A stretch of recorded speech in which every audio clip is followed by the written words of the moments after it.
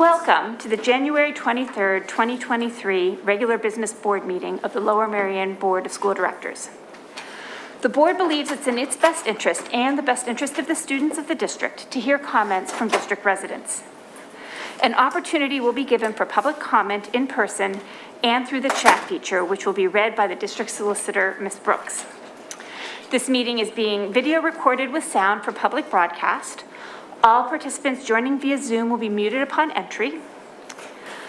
And there are some seats up front for people that are standing in the back if you'd like to sit down. There are some. That very first row is available. Before we move forward with the rest of tonight's agenda, there's some business that I would like to move to the beginning of this meeting for a vote. It is item 7A, the appointment of Ms. Megan Schaefer as acting superintendent. Ms. Schaefer has been with the district since 2011 and currently serves as assistant to the superintendent for district administration. She's been an integral piece of the administrative team for the district, and her leadership on several of our important initiatives, such as healthy start times, universal full-day kindergarten, and work in the areas of diversity, equity, and inclusion, positions her well to advance the efforts that Dr. Merion began, while also providing continuity and stability during this time of change. As a board, we do recognize that the additional responsibilities of acting superintendent are numerous, and we are committed to providing additional support to both Ms. Schaefer and the administration as a whole during this interim period.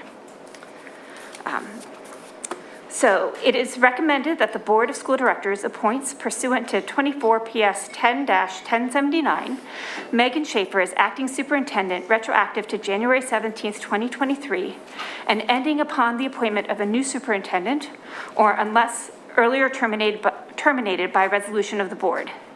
The terms of Ms. Schaefer's employment agreement will remain in effect during this term, with additional remuneration for the position to be determined. Do I have a motion to approve? So moved. Do I have a second? Second.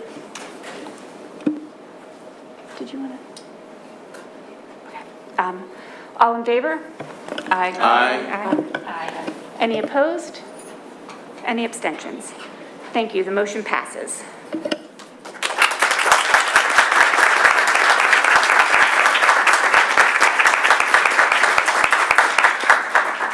Congratulations, Ms. Schaefer, and I'm going to turn over to you for a moment. Thank you, and hi everyone. Welcome this evening. So glad to see so many of you.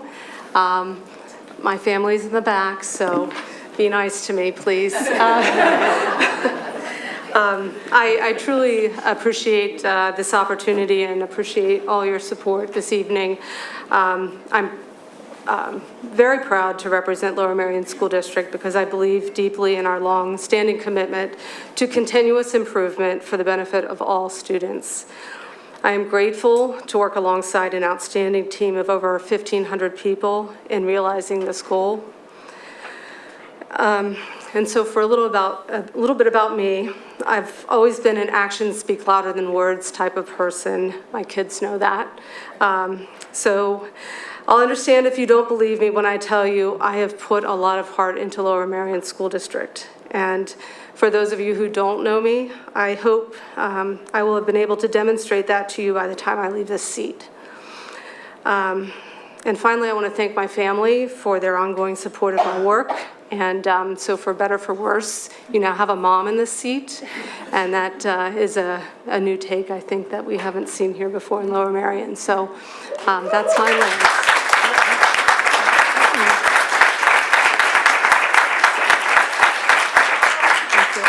Thank you and welcome, and thank you to the Schaefers for allowing us these 6 months with Ms. Schaefer.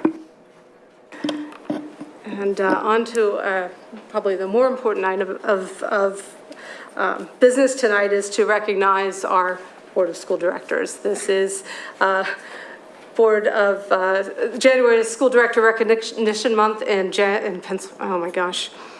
Pennsylvania, and I mean, the value of these people sitting around this table is truly priceless. They spend so much of their time volunteering to serve all of us, to serve all of you, and importantly, our students in this district.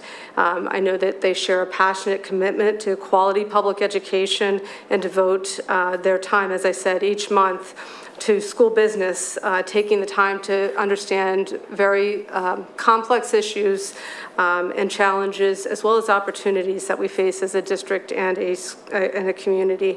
And I do feel honored to work with each of you and look forward to our work together in the coming months. So thank you so much.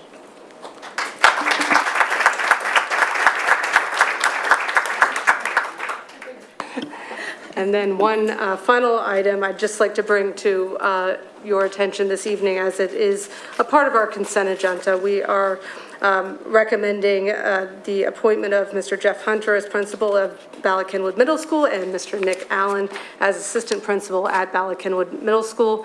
Both Mr. Hunter and Mr. Allen have been acting as interims this school year, and we are excited to have them board approved tonight so that they can continue the important work long-term. So congratulations to Mr. Hunter, who was not able to join us this evening, and Mr. Allen is here, and if you'd like to share a few words, I apologize for not giving you a heads up on that, but this is my first time here as well, so.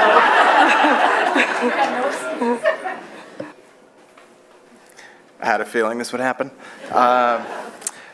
First, I just want to say thank you for this opportunity.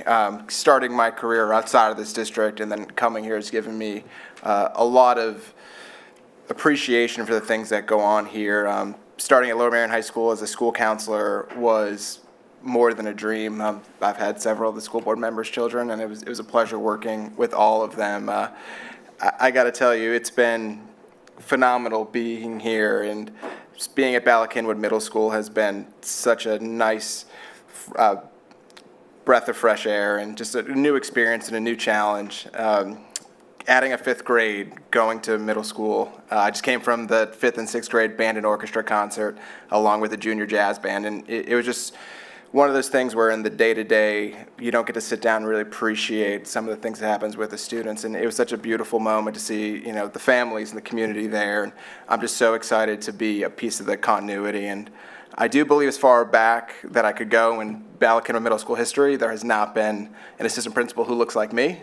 So Ms. Schaefer, I'm excited that we're both kind of hitting that at the same time. So thank you all for this opportunity, and I'm really excited to get to work with all of the Bala-Cynwyd Middle School community, along with the entire district and all the efforts that we're trying to advance. So thank you.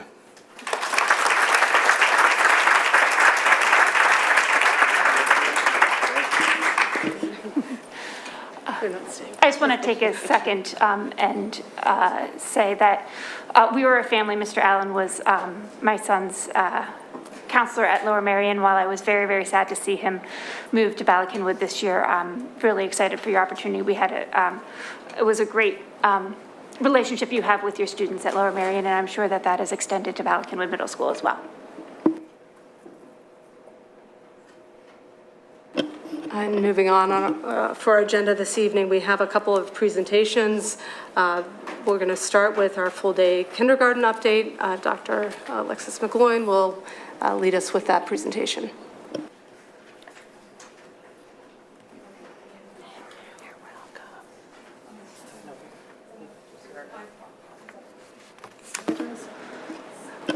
I'd ask you to just pause. If you want to pause for a second, we've offered for our students to do their committee reports earlier, sort of at the beginning of the meeting, if you would like, or if you want to stay and hear the presentations, I will leave that up to you, but you are more than welcome to hear your presentations now so that you can get back for.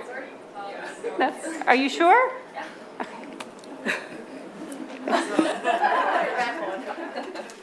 It's going to be that interesting that you guys are all in. I love it. Thank you so much.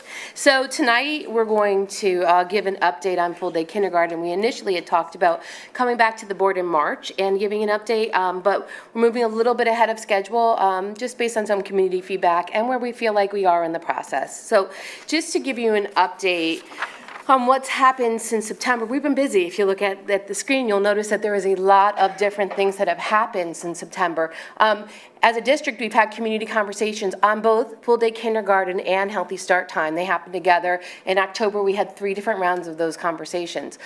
We created a full-day kindergarten committee. It's comprised of parents, community members, guardians, teachers, administrators are all part of this committee. And so we've met monthly since October, including our last meeting, which just happened on Thursday last week. So we are meeting regularly. We also formed some smaller subcommittees because they were necessary really to move our work forward. And so the first one was a subcommittee to create a full-day kindergarten survey. You'll hear a little bit about that as we move through the presentation. And then the second one is at the bottom, which was a facilities subcommittee to do tours of the schools, and we've had 2 different tours that have happened through all of our schools.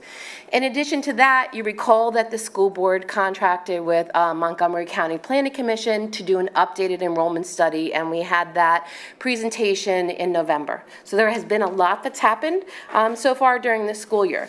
Tonight in particular, we're going to talk about a couple different things. We're going to go through our initial projections for staffing and then MCPC projections, and then what does that mean from a space needs perspective. We're going to talk about those facilities tours that have happened. We're going to give a really brief update on the kindergarten survey. We'll come back with a more deeper analysis in February. Talk about our implications and our learnings. You'll hear our recommendation for you, and then a revised timeline to match that recommendation. So let's start with the updated staffing and classroom projections.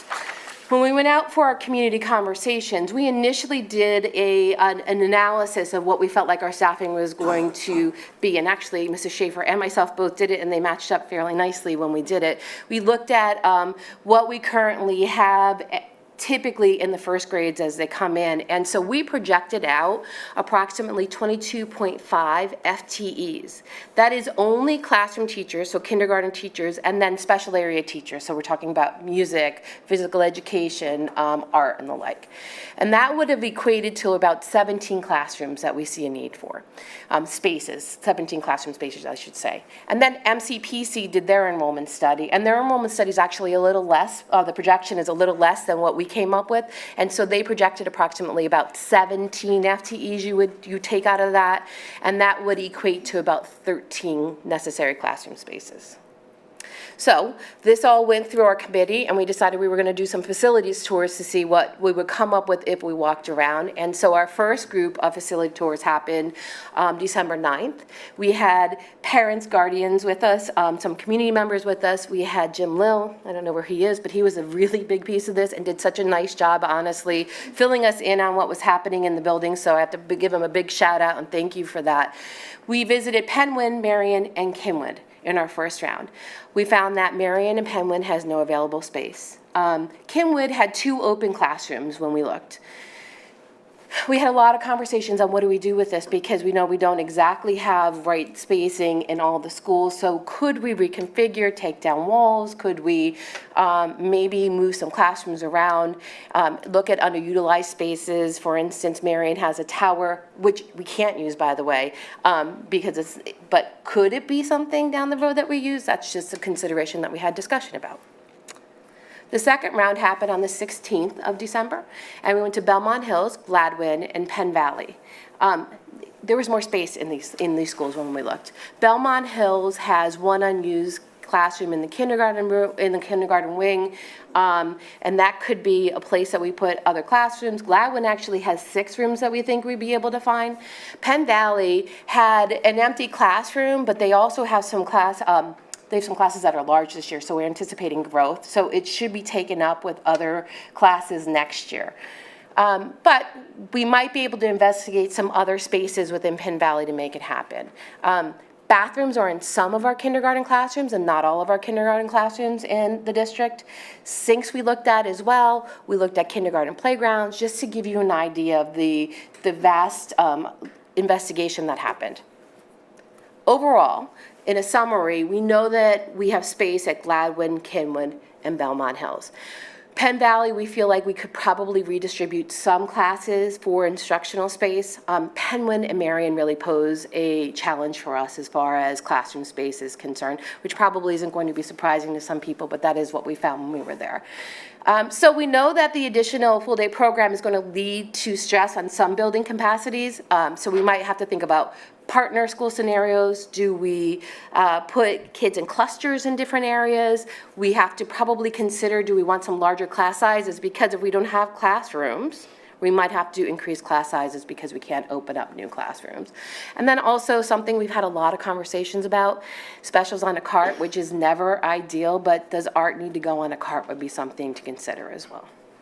So just rolling back to that first slide that we had before, which talked about the additional staff and the additional classroom spaces. If you recall, we need anywhere between 13 and 17 classroom spaces. We did not find that many in our first round of review of the buildings. In addition to that, remember we need 17 to 22 projected FTEs just for kindergarten teachers and special areas. Remember, we also do need to think about special education, student services, support services, and so we know that number will increase because this really only does specifically look at a small portion of what we need.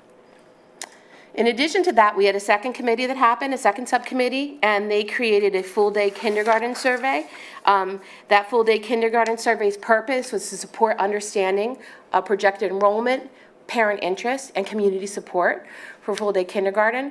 We had several target populations that we surveyed. So we had preschool parents, pre-K parents, we had school-age parents. We know we have parents that have both students that are in school and will be coming to us still, so they're another group we looked at. And then the community was sectioned off into 2 different groups. To date, we distributed a digital survey to collect input on full-day kindergarten from the community. The survey was open for submission from December 19th through January 6th electronically. We're still collecting some paper surveys that will go into the final analysis. Total of 4,278 survey responses were collected.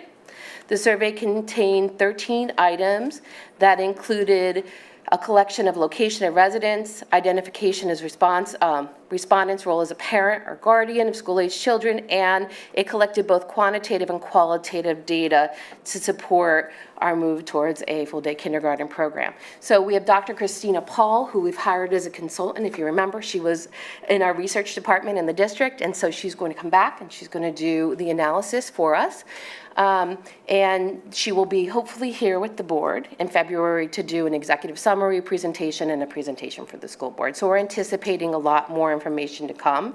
But just to give you a really, really big highlight, you can see we had 4,278 responses, which is a very good number for us. I went back to try to see what other kind of response rates we had. For our equity survey, we had about 1,200 people respond from the community. And so this is a good response rate for us. I haven't seen anything over maybe 1,800 from the responses that we've gotten in other avenues that I could find from surveys.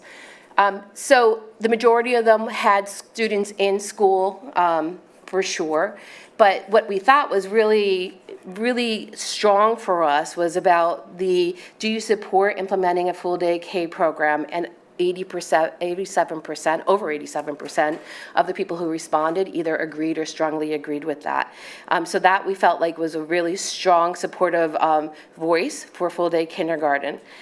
In addition to that, about 2/3 of the respondents with future kindergarten students, about 1,500 respondents, indicated they support a full-day kindergarten program, even if it meant that their child would travel to a location other than their home school, which we know is something that we're anticipating is going to have to happen, but there was strong support for that to happen as well.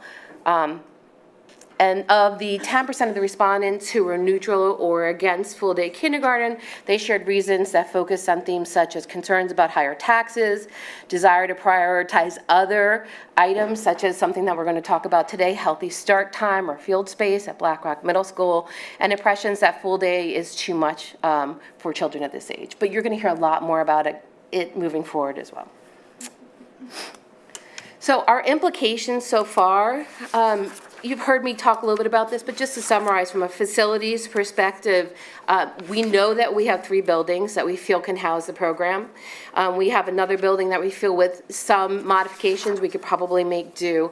But what that means is that we really need to go back and look at our schools and see what we can move around, modify. Do we need to do any type of construction, minor construction, nothing that's going to need anything significant, but adjustment to our programming that's available. Also cross-building programming, because we anticipate that happening. We have to think about transportation, because if we're moving students to another location, there's transportation associated with that. And also procedures for how are we going to decide where to place students if they're not going to be in their home school. You heard me also say that we're going to require about 13 to 17. Remember, this is estimated. And that we're estimating anywhere between 17 to 22.5 additional classroom teachers. We know that will have a significant budgetary impact, and it may not be feasible over 1 year because there's a limit to how much the district can increase spending in 1 year, and we have other budgetary stressors that we have to consider as well. And so it may take 2 years to make this happen. And then our timeline and our survey really prompted us to move this up to today, because we had a lot of feedback from the community asking us to bring a presentation to the board in January to make a recommendation because of childcare and placement in other kindergarten programs. And so that's why you see the timeline moved up to today. Learnings to date, space concerns may not quickly be resolved. We feel like we're going to need some cross-building programming. Reconfiguration and construction may be necessary, and so we need to think about that from a timing perspective, budgeting, and a construction perspective. Budgetary impact is still really being understood, so we're thinking it may need a multi-year rollout. We have other priorities, as you're going to hear in just a minute or two. And then we know that anything that's a rush implementation really does impact the quality of program and design. So based on all that, we've met multiple times with the kindergarten committee and talked internally, and based on all of those discussions, including with our kindergarten committee, we feel like a successful implementation will not be possible until the fall 2024.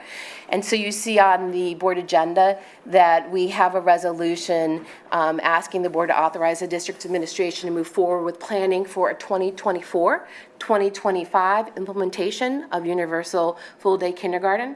In addition to that, after a lot of discussion with our committee and internally, we really would also recommend that we continue to investigate the feasibility of a softer opening for some kindergarten programming next year, possibly expanding K+, which remember is a targeted program that we have, but it could be expanded. We only have it in 3 buildings, or something like that. We're not ready to say what that looks like currently, but we really want to spend a little time soon investigating and coming back and making a recommendation for that.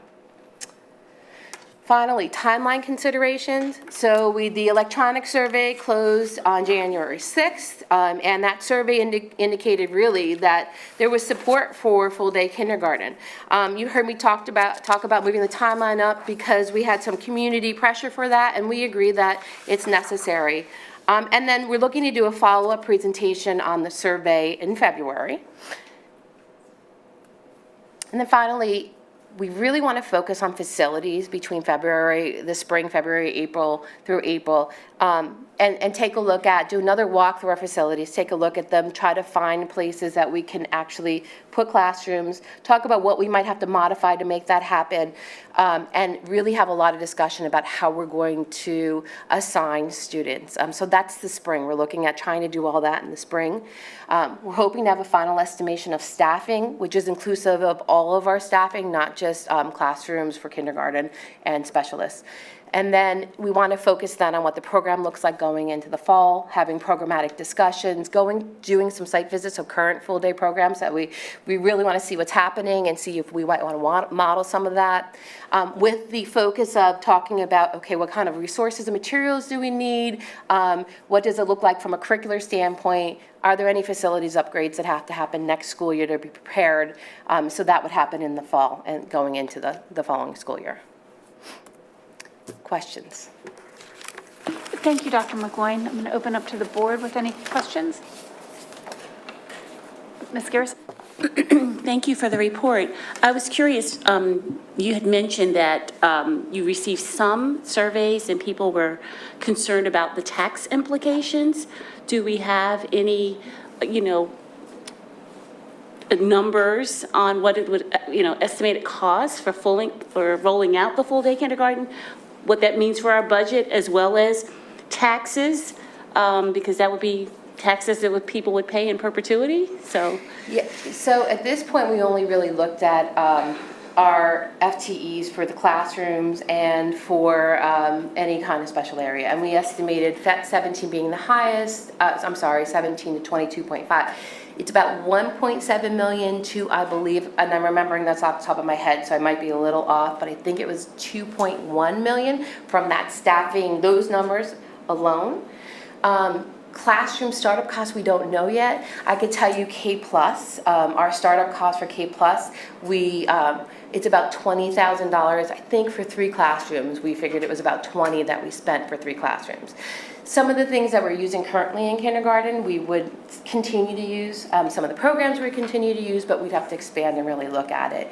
So I can't give you an overall number, but I can give you those couple little scenarios that I'm sure of. Thank you. Mm-hmm.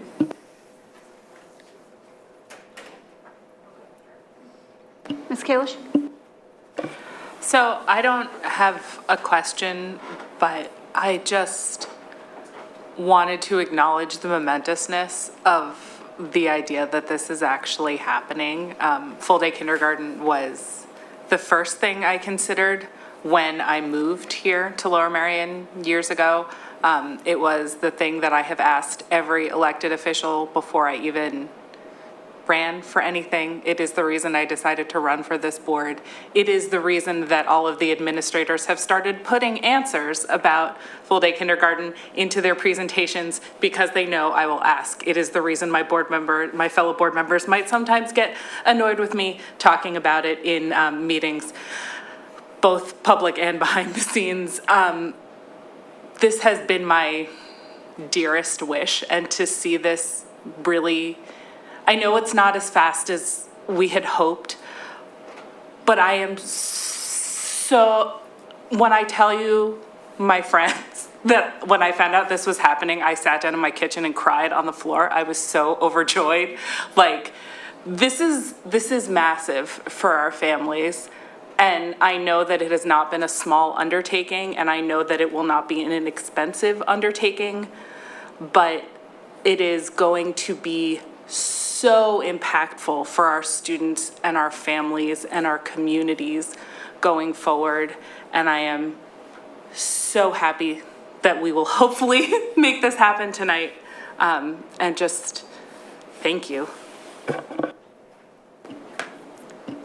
Dr. Sotner? Thanks. I have a couple questions, just some clarity around it. So thinking about the students in the 2 buildings, so Merion and Penn Wynn, the extra classes that you don't have space for, you did say you would possibly increase the kindergarten classes that are already there. That's a possibility.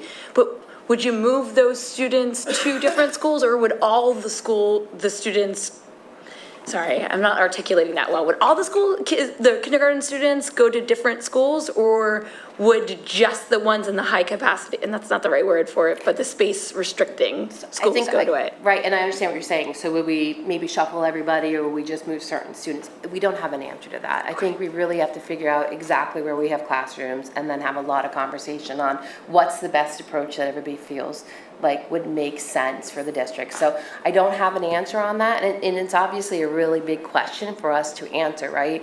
Which is part of why we need some more time to figure it out. So right now, I think it could be a variety of ways that we attack it, and we have to really decide what's in the best interest of all of our students moving forward. Yeah. Great, thanks. Are we thinking of bringing on, hiring is difficult. Are we thinking of bringing on the kindergarten teachers? Because if 17's a lot, that's a lot of people to hire. So we would bring them on sooner, and they would have more time within the school district to do other things, or support the build or the K++ kind of realm. So I would say that we're going to recommend looking at what can our budget sustain this year. And then whatever we feel like we can garner, we would want to hire this year and then hire the remainder of the staff next year. That would be our recommendation, to look at the budget and see what we're capable of having happen from a hiring perspective this school year. Great, thanks, that's it.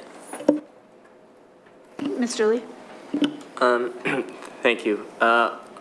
Regarding the budget, you list staffing, materials, resources, and facilities upgrades as part of the budget projections, but we're anticipating other costs too as well, right? Like transportation cost increases, and so you're not listing those. Is that any particular reason why those factors aren't listed?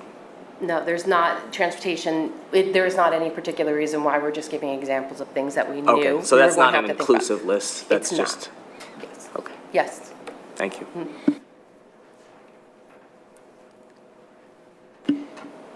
Yeah, Ms. Shurak? Thanks so much, and thanks for, to the committee, and for all those for the advocacy and work. Appreciate that input. I have a few questions. One is starting on slide 5. I wondered if you could expand on what does it mean, consider using full-day implementation as opportunity to reset a guiding template that can be adapted to changing cohort and section counts?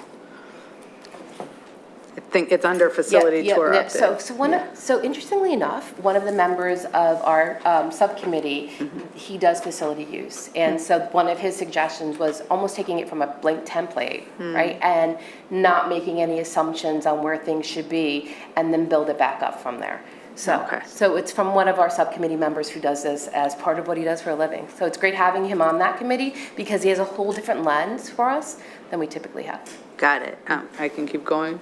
Okay, okay.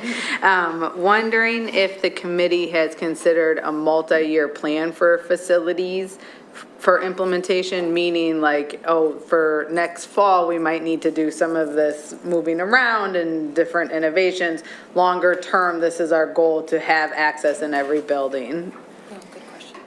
We have not had a conversation with the committee about longer-term access in each of the buildings, because that's a board conversation as well. And so I shouldn't say we haven't had conversations. We've had conversations about what potentially could be solutions, including like, do you have a kindergarten center? We've had modulars before, do modulars go back in? So we've had a lot of those conversations, but a lot of that is contingent on what the board is willing to do as well. And so while we've had multiple conversations on how to attack the problem, we haven't looked at it from a perspective of recommending a 3 or 5 year plan. Gotcha. Wondering on when you reference the expansion of the K3, or the K plus program or something similar for next year, wondering if you would be able to provide a more specific timeline so those parents that would be impacted could have line of sight into if they would be eligible, and if not at this time, when you would be able to come back with that timeline. Yeah, so I think some of that is dependent on the budget and what we're able to sustain. So hopefully we'll have our staffing numbers fairly soon, and based on those staffing numbers, then we'll be able to come back to the board and say this is what we think we're able to do. So it really is contingent on what we can handle from a staffing perspective budgetarily. We know we're able to expand if we need to into 3 other areas. Dr. Gaudioso and I have already budgeted for, it's in our budget to expand classrooms in case we're able to do that. We've already put that into our budget from a resource perspective. Okay, I very much appreciate that, and I wonder if it would be possible, even while waiting for that final budget sign-off, to get more succinct in what the criteria would be for participation, so families could understand, are they even eligible, or should they keep their hopes up that they could participate if budget were to be approved? We can do that now. We have criteria that we use. So yeah, Okay. I'm happy to do that. I wasn't sure, because you said expansion of K plus or something similar, so I wasn't sure if there was different criteria being considered for the something similar Right. that would be introduced. So for K plus, it would be the same. If we're able to go beyond that, then I think then we'd have to talk about, do we change our numbers, like, our cutoff points? So we'd have to be able to do that. I do think we'll be able to know that before final budget is approved, what we're able to accomplish, though. So And for hopefully the- the April. Okay, yeah, for the benefit of the community, when is the final budget? The final budget's in May, but hopefully in April. Okay. May, June? June. June. Yeah, I was gonna say. Thanks, Vic. Thanks, Vic. Much Okay. appreciated. Tonight. Let's not give Vic a heart attack. Okay, and then finally, I'm very interested in how we are approaching the professional development and the instructional program for our sitting kindergarten teachers who may not be in K+ or may be in K+, and the differences in how we will support teachers in implementing the model. Would love to hear and learn more information about that and connected to our equity conversation from our last board meeting, understanding where we are in third grade and the opportunity gap of where we are landing. Very much interested in understanding how the science of reading is being implemented into our practice as it is standard best practice right now. And so, not to be answered now, maybe a future presentation, but would love to go deep on what that looks like in supporting our team and our students. Yeah, and we can absolutely do that at a CCOB meeting and then bring it to the board after that. Great. Mr. Moore?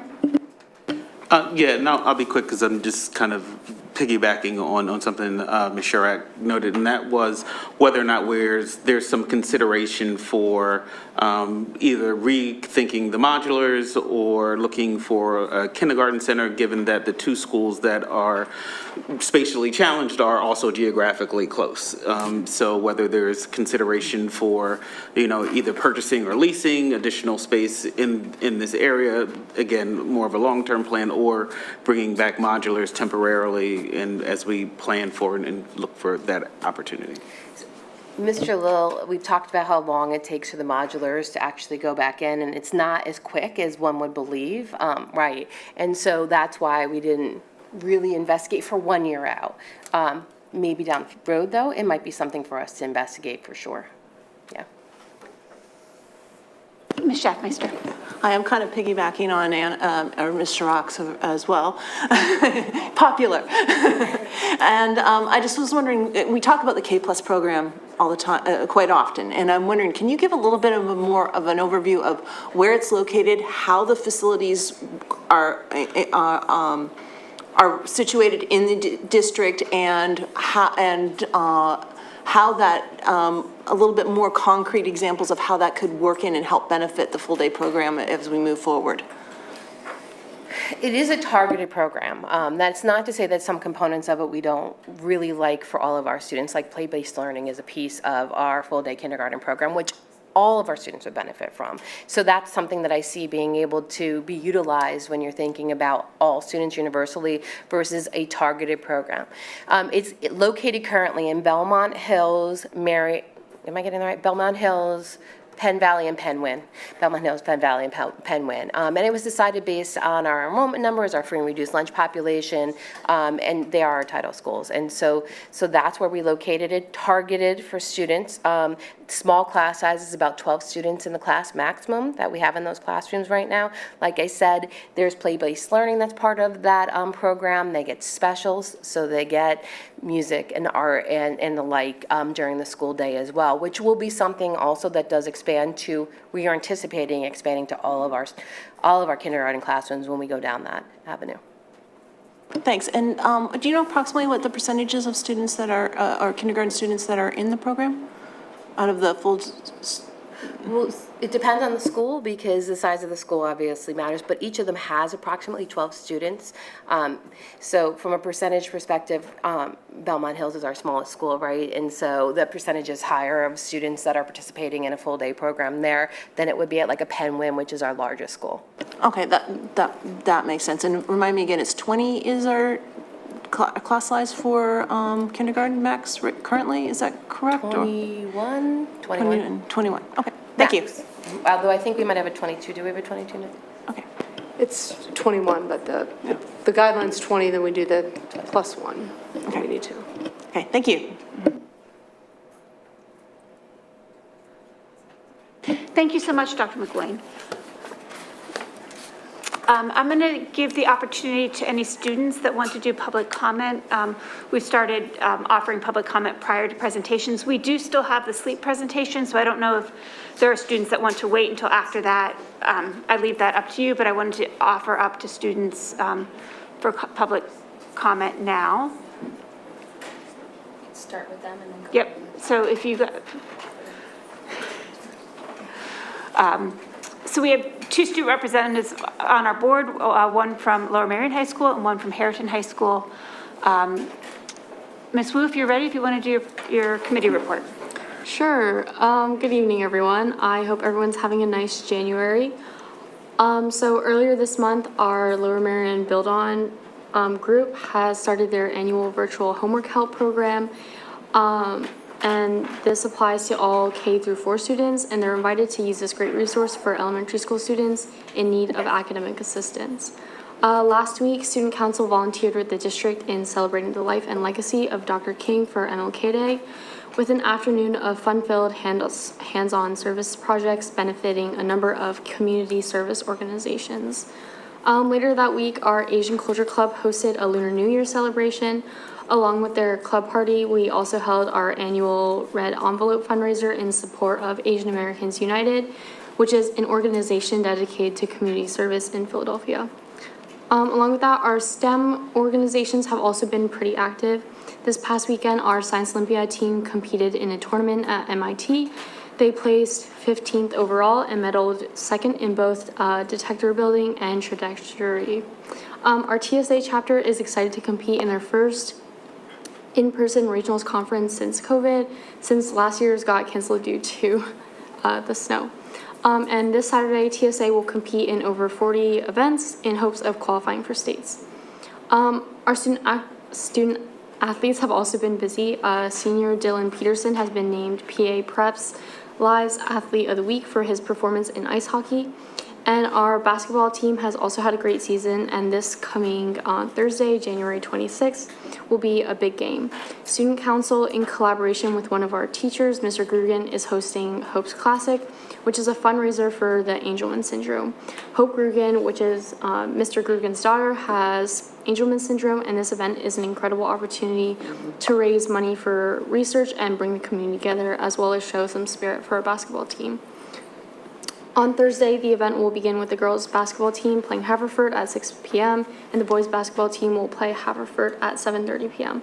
The entire school will be invited to participate in a Spirit Day on Thursday, which is a pink out at Hope's request, and the game Thursday night will be a pink out as well. On another note, Players has been working diligently for their upcoming show. Little Women will be held on February 9th, 10th, 11th, and 12th. And another fun-filled production, Lower Merion's 13th Amazing Ace event, Lost in Space, will feature 10 of LM's upperclassmen. The event is scheduled for this Friday, January 27th at 7 p.m. in the Lower Merion High School auditorium. Each contestant is supporting a worthy cause, and besides the contestants' charities, the Amazing Ace is also fundraising for the Sean Hughes Children's Trust in memorial of Mr. Hughes, who is the true Amazing Ace. Student leaders of the Environmental Club and SAGE have asked me to reiterate their messages. They'd like to meet with the school board, and they'd like for you to include them in their decision-making processes going forward. And today was our last day before our mid-year experiences. Students are hard at work studying for their midterms, and tomorrow will be the first day of our midterm experience week. Students might not be excited for their midterms, but they're excited for the shorter schedule. So, anyways, that's it. Thank you. Thank you, Ms. Wu. Ms. Simmons? Good evening, everyone. As Merion enters the new year, there are many noteworthy events. Merion has earned the College Board's AP Computer Science Female Diversity Award for expanding young women's access to AP Computer Science principles. This award acknowledges our school's work towards equal gender representation during the last school year. Merion's Felicity McFlynn has been named Mainline Girls Athlete of the Week after averaging 16 points, 6 rebounds, and nearly 1.5 steals per game. Several fundraisers have taken place to help the charity selected for Dr. Merion, which will take place February 24th.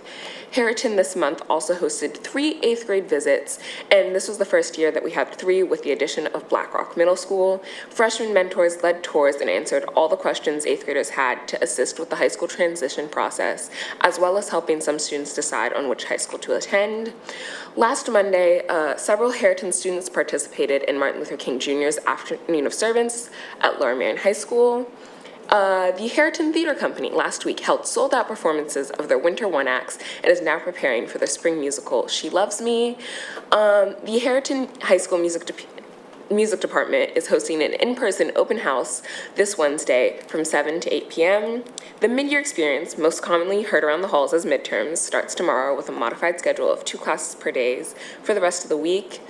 And after the initially planned Winter Wellness Day was canceled due to school closing, it has been rescheduled to February 16th and will have a new component, Heriton Unplugged. On this half day, Heriton students and staff are asked to unplug for the day by powering off their cell phones and not using technology for the day to draw attention to cell phone and technology addiction. Simultaneously, this will encourage human interactions in all of our classes during Wellness Day. Once again, student leaders from both schools are advocating in favor of preserving Oakwell, and I have been asked to speak about it. I hope that the school board will listen to them and their arguments and include their voices in an issue that could impact all of us for years to come. As always, thank you for your time. Thank you so much to both of you. We appreciate your participation and input in our meetings. You're welcome to stay and welcome to leave if you need to go study for your midterms. I'm sorry.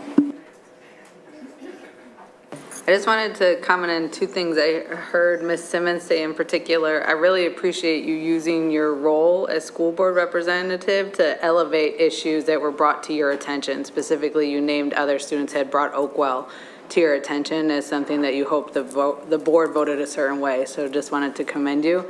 And also note that there was a few concerns that were shared around the timing of the experiences week. What is the name? Mid-year experience week. And I was really happy to hear from the principals through Dr. McGloin that 82% of high school students had voted to have the schedule the same as last year. So just wanted to give voice to that, given some folks had reached out. Thanks. Okay, I think I only have 4 students. So we have Noah, Julia, Willa, and Sam. Do I have any other students that signed up? All right, so Noah, you can come on up. Did you sign up? Yeah, my name's Dylan.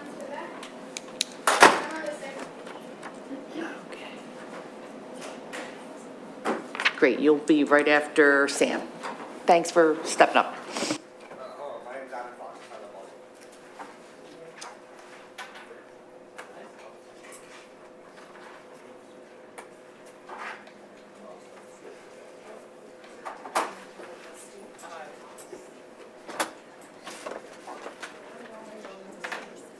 Noah, do you want to come up? Okay.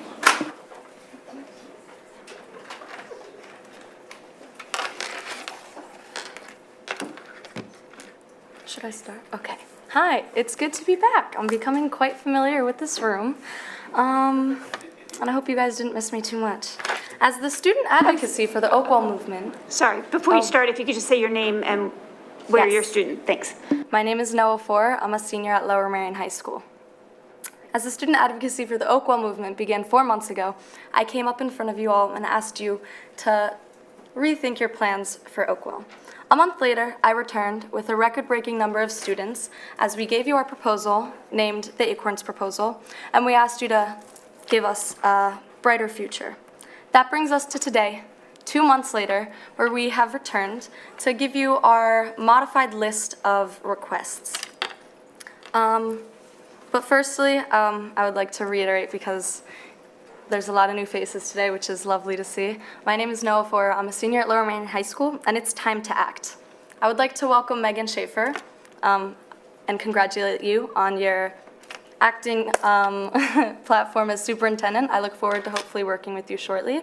I would also like to welcome and congratulate Dr. Ramin as being appointed as the new Secretary of Education for Pennsylvania. I'm sure he will make a wonderful impact doing what he is now able to do, which is amazing. Now, I would like you guys to look at the cute little friend that has returned to your desks, the green folder. I don't want you guys to be alarmed. It is only a page this time. But I ask you again to think about the students, to think about what we want and what we need. Think about meeting with us and creating a student advocacy board. Think about sending out a community-wide survey, evaluating what the community wants Oakwell to be used for, as you did for Full Day K, which I got a lot of info from, so thank you. I would like to ask you to think about giving us access to relevant details regarding Oakwell. Think about creating a criteria that protects the ecosystems living in Oakwell Forest, since it is extremely biodiverse and is home to many species that are unfortunately diminishing. And think about reconsidering the placement of these auxiliary fields. As I heard you say earlier, Megan, actions speak louder than words, which is a statement I quote daily and strongly agree with. The student representatives of the Oakwell movement have put in much more than just words. We have put in so much action, from creating proposals to standing up here in front of you speaking instead of studying for midterms. And not to out you, Sam, but some of us have not left the school building since 7 a.m. this morning, and I strongly commend you for that. And for that, I would like to ask you guys to not only hear us, but truly listen to us. Listen to what we're asking and decide to let Oakwell grow. Thank you. Thank you, Noah. Julia Dubnoff?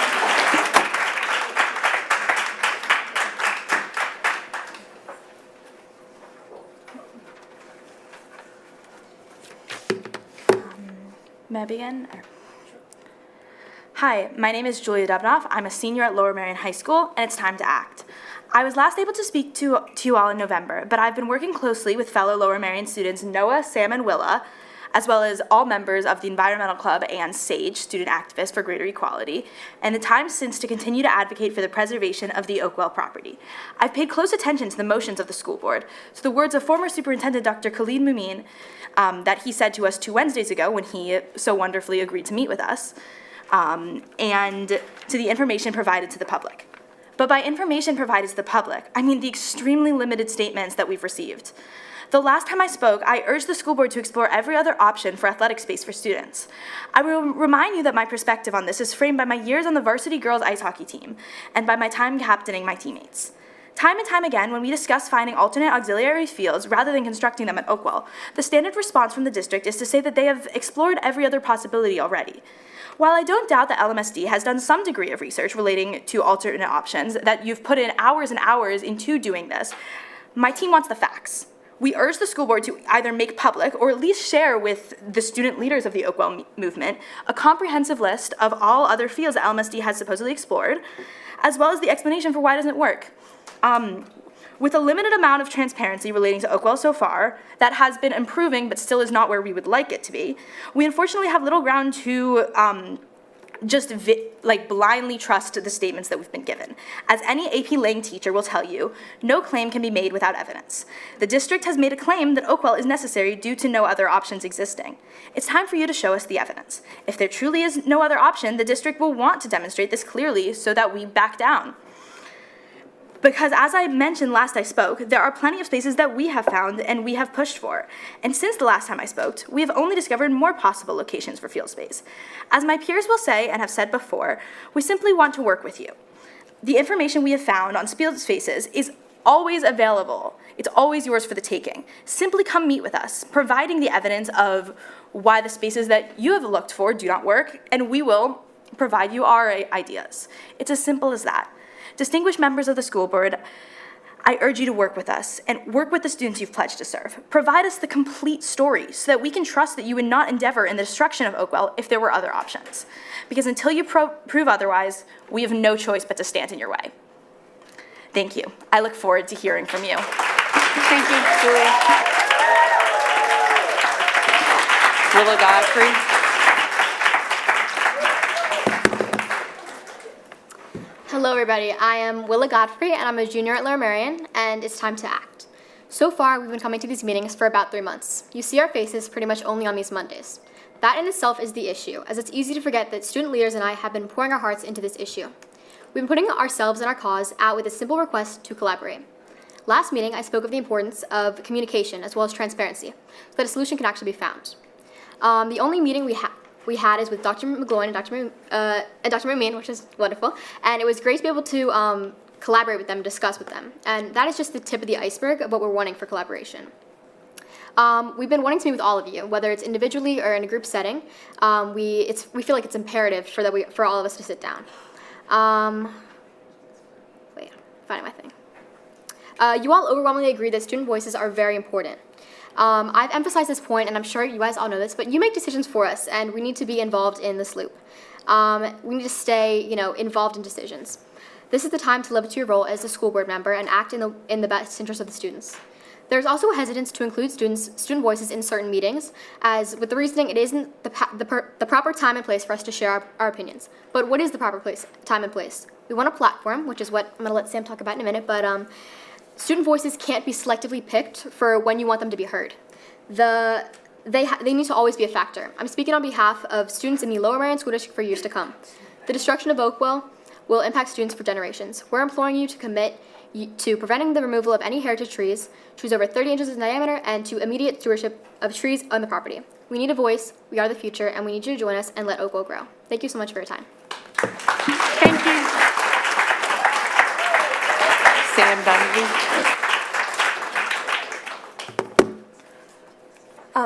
May I begin? Hi, my name is Sam Thanagi. I'm a sophomore at Lmsb High School, and it's time to act. Good evening, respected board members. It's great to see you again. I've been here for the last 4 months asking to preserve Oakwell Forest, and tonight you heard from my fellow dedicated student activists about our hopes and plans for Oakwell going forward. We've spent the last 4 months showing up again and again asking to be listened to, and I hope we've shown our dedication and commitment to student advocacy. But student activists shouldn't have to just shout at you at board meetings to be listened to, so we want to suggest an alternative. Oakwell wouldn't have been this whole debate if students had been incorporated and listened to from the very beginning. As you teach in your history curriculum, the core idea of our democracy is that the power of the government comes from the consent of the governed. Your students are your constituents, and these decisions impact our lives day in and day out. And we want a vote and a voice. Engaged, active students deserve active roles in board decisions. We're incredibly grateful for our school board representatives from our high schools, but we want wider representation, and representation with an actual say in discussion and decision-making. Our student representatives have come to these meetings to give updates, but don't really get to share their opinions in the form that we wish they would have. The school board is dedicated to the well-being of students and to meeting our needs. Students know what we need. Student activists for healthy school start times and environmental sustainability are community leaders, just like adults are. In a school district dedicated to diversity and inclusion, students' experiences of bigotry fall consistently on deaf ears. The voices of students are the most important and most overlooked voices in every school board decision. These are decisions made on our behalf that control our day-to-day life, and we propose the creation of a school board student advocacy committee, which we'd work with you to help implement, to give student leadership representatives an active role in board policy. Explain to me, why can't students have a vote in school board policy? Why do the people you represent not get a vote in their lives? We've stood before you month after month asking to be listened to you, but we shouldn't have to fight this hard. If you're doing this for our well-being, and I know that you are, I know you're all working incredibly hard at your jobs, why don't you give your students more than just a seat at the table, a voice at the table? In 2021, at the candidate forum for board elections, every single candidate said they would support student representation on the school board, and I expect that to still hold true. Ms. Schaefer, I have no idea if you remember this, but I've worked with you before on a proposal to increase civic engagement in schools, and I hope that you see how this aligns with that. This is civic engagement in the school district. And if we've moved you at all with our work for the last few months, or if you respect and really care about student advocacy, I hope that you can join us in the creation of a school board advisory committee. And we look forward to talking to all of you moving forward, to protecting Oakwell Forest together, and to having our voices heard. Join us and let Oakwell grow. Thank you, and have a great night. Thank you very much.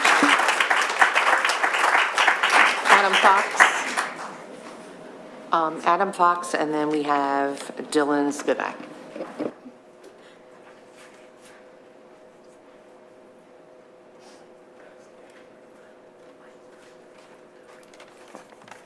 Good evening, members of the school board.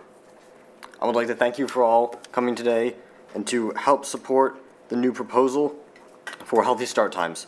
This is a critical step in the fight for healthy start times, and I know that you all have worked very hard on this. I would like to pledge my support, and I'm sure many other members of the community and students have and will as well. And I would also like to state that we should not wait for this change to be made to align with Lights on Arnold Field or full-day kindergarten. This can take effect next school year, and I'm hopeful that the board will work together with members of the community and other administrators to help secure this change for next school year. Thank you all again for working on this proposal, and have a good night. Thank you. Dylan Spivak.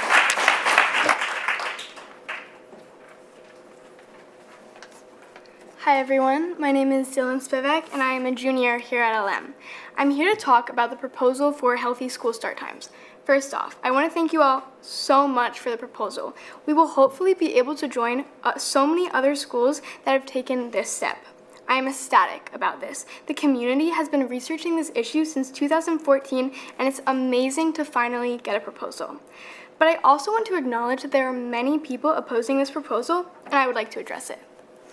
First off, the elementary school parents are upset about this issue because of many logistics involving their children. But this is not a babysitting issue, and this is not a convenience issue. This is a mental and physical health crisis our teens are facing. Poor mental and physical health due to lack of sleep is also linked to depression and various diseases which are detrimental to our teens. Secondly, the athletes. The later start times will help the athletes because it is proven that sleep improves athletic ability and decreases lack of injury. And additionally, the whole student body does not participate in school sports, but the whole student body does need later start times. Healthy start times would benefit 100% of the student population. An argument that many make against later start times is that students will just go to bed later, but studies have proven this is not the case. When school start times are moved later, students do get more sleep and do better in school. Overall, there are many logistics that we can figure out at a later time, including athletes' practice times and after-school activity. But something we don't have any wiggle room on is immediately implementing healthy school start times. The damage has been done. We have no time to wait any longer. It is grossly negligent to not put this into effect immediately. Thank you. Thank you, Dylan. That's it for our students.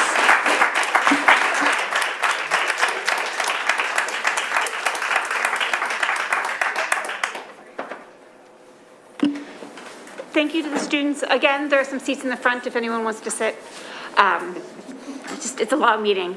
I can see everyone standing up there.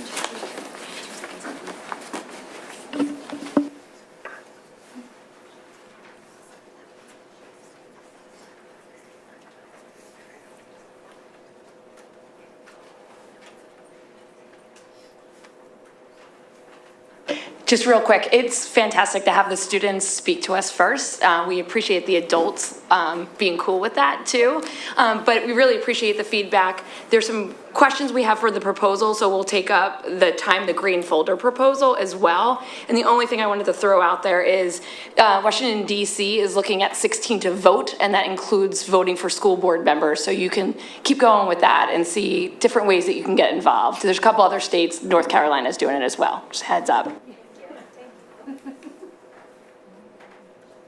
Great, thank you, Dr. Sotner. So now we'll move on to the Healthy Start Times presentation. Ms. Schaefer is going to lead that. Call myself to the podium. Yeah.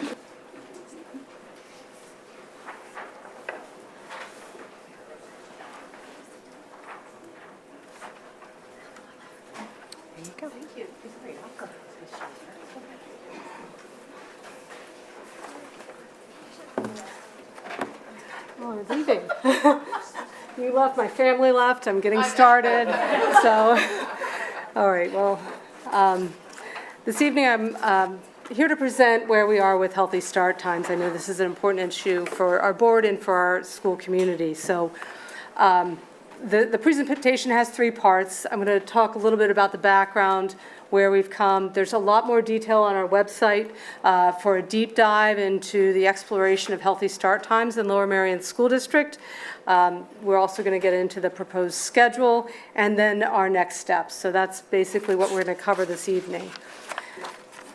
Again, we have, want to start with the why. Why did we choose to explore changing school start times? And our students have led the conversation, so they were just a great segue for me to jump in here and talk about the importance and the science behind sleep, and especially as the lack of sleep and how it impacts our adolescents. And so that's really the why that we began this journey. And I'm going to show you some timelines later, and the work really began long before the district sort of jumped all in on board with it. So I want to acknowledge that the voices in the community led us in this direction, and it's important to continue recognizing that voice and guiding our work moving forward. I would also, I think it's important to frame this subject around overall student wellness, knowing that sleep is just one aspect of what it means to be, well and healthy.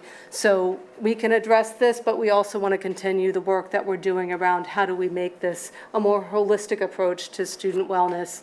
And so, where there may be gaps or challenges with a full implementation because it doesn't strike the ideal, there are still things that we should do as a school community to promote good sleep hygiene moving forward.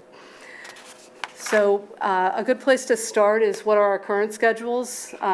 If you're new to this conversation, I think it's helpful to take a look at our current schedules and note a few things.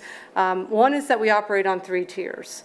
And that's important because our transportation system needs to run this way. We cannot do this on 2 tiers or certainly not 1 tiers because the magnitude of the number of buses and drivers and parking that would be necessary to run this on more than or less than 3 tiers. So you see that's one constraint in our schedule. The other variables that we can play around with when we talk about how do we change start time is the start time and the end time, of course, and then the total time of the day. So we have those variables as we think about how do we construct a schedule that is more in line with our why. So these are, as I've acknowledged, this has been a longer journey, but I wanted to highlight a few key events as it relates to this work, and also the overlay of sort of what took us our sort of attention away from moving forward with this work and why. Not because we didn't think it was important, because other variables such as the transition to dealing with COVID, as well as our entire K-8 transition and opening a brand new school. So going from a total of 8 schools to a total of 9 K-8 schools, that's kind of a big thing to accomplish while we're dealing with COVID and then trying to do all the day-to-day work. So I think that's an important factor, and still things that we're wrestling with, that implementation and that coming out of COVID. So sort of that's where my point of just, I ask for your indulgence and patience while we don't let perfection get in the way of good as we move forward with this. So historically, there are 2 key committees that we talk about, and it's aligned to the work that you're going to see in a minute. We had a research and development committee that was formed under our strategic plan. And the purpose of that committee was not just about sleep time, but having a committee that's earmarked to do research that helps inform best practices. So that particular body did a lot of work in examining what are the options that are out there. So if you can imagine like all of the different ways that you could realign and order schedules, there are some models that have been used nationally. So the research and development team went about looking at what are the options and gathered those options, described them, and then handed them off to the Sleep Health and School Schedules Advisory Committee. This committee had a really difficult task. They were charged with saying, what is that one schedule that is going to be recommended for consideration and full implementation by the board. So they had to determine what those criteria would be to make a decision like that, and then go through a process that was facilitated by Trigo Ed, which was an outside consultant to help sort of come up with a final recommendation. And that recommendation you see here, it was referred to as the modified reorder, and that was presented in October of 2019. Some community response to that particular schedule is highlighted here. There's more information on our website. There's a link there to the Hanover research study that analyzed the feedback that we got relative to that proposal.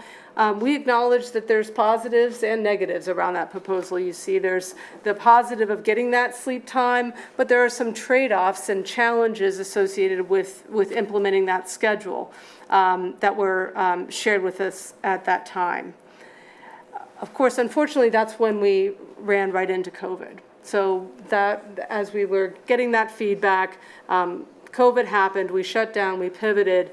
And that said, I think it's important to note that the board, still had their eye on this important work and took action in October of 2020 to say, we sort of affirm that we need to make this move. And so when we do make this move, that we want the high schools in the second tier. And you can see that there's other conditions that were associated with that. But I think it's important from an administrative perspective, from a staffing perspective, and hopefully from a community perspective, that we knew that the question was not if at that point, it was how and when. So that was back in October of 2020. And since that time, again, with the COVID and the K-8 transition overlay, we've continued to do our work with sort of those other things happening at the same time. So we began with re-engaging the community on what those options look like back in June of 2022 when I was here presenting to the board about where we were on this topic.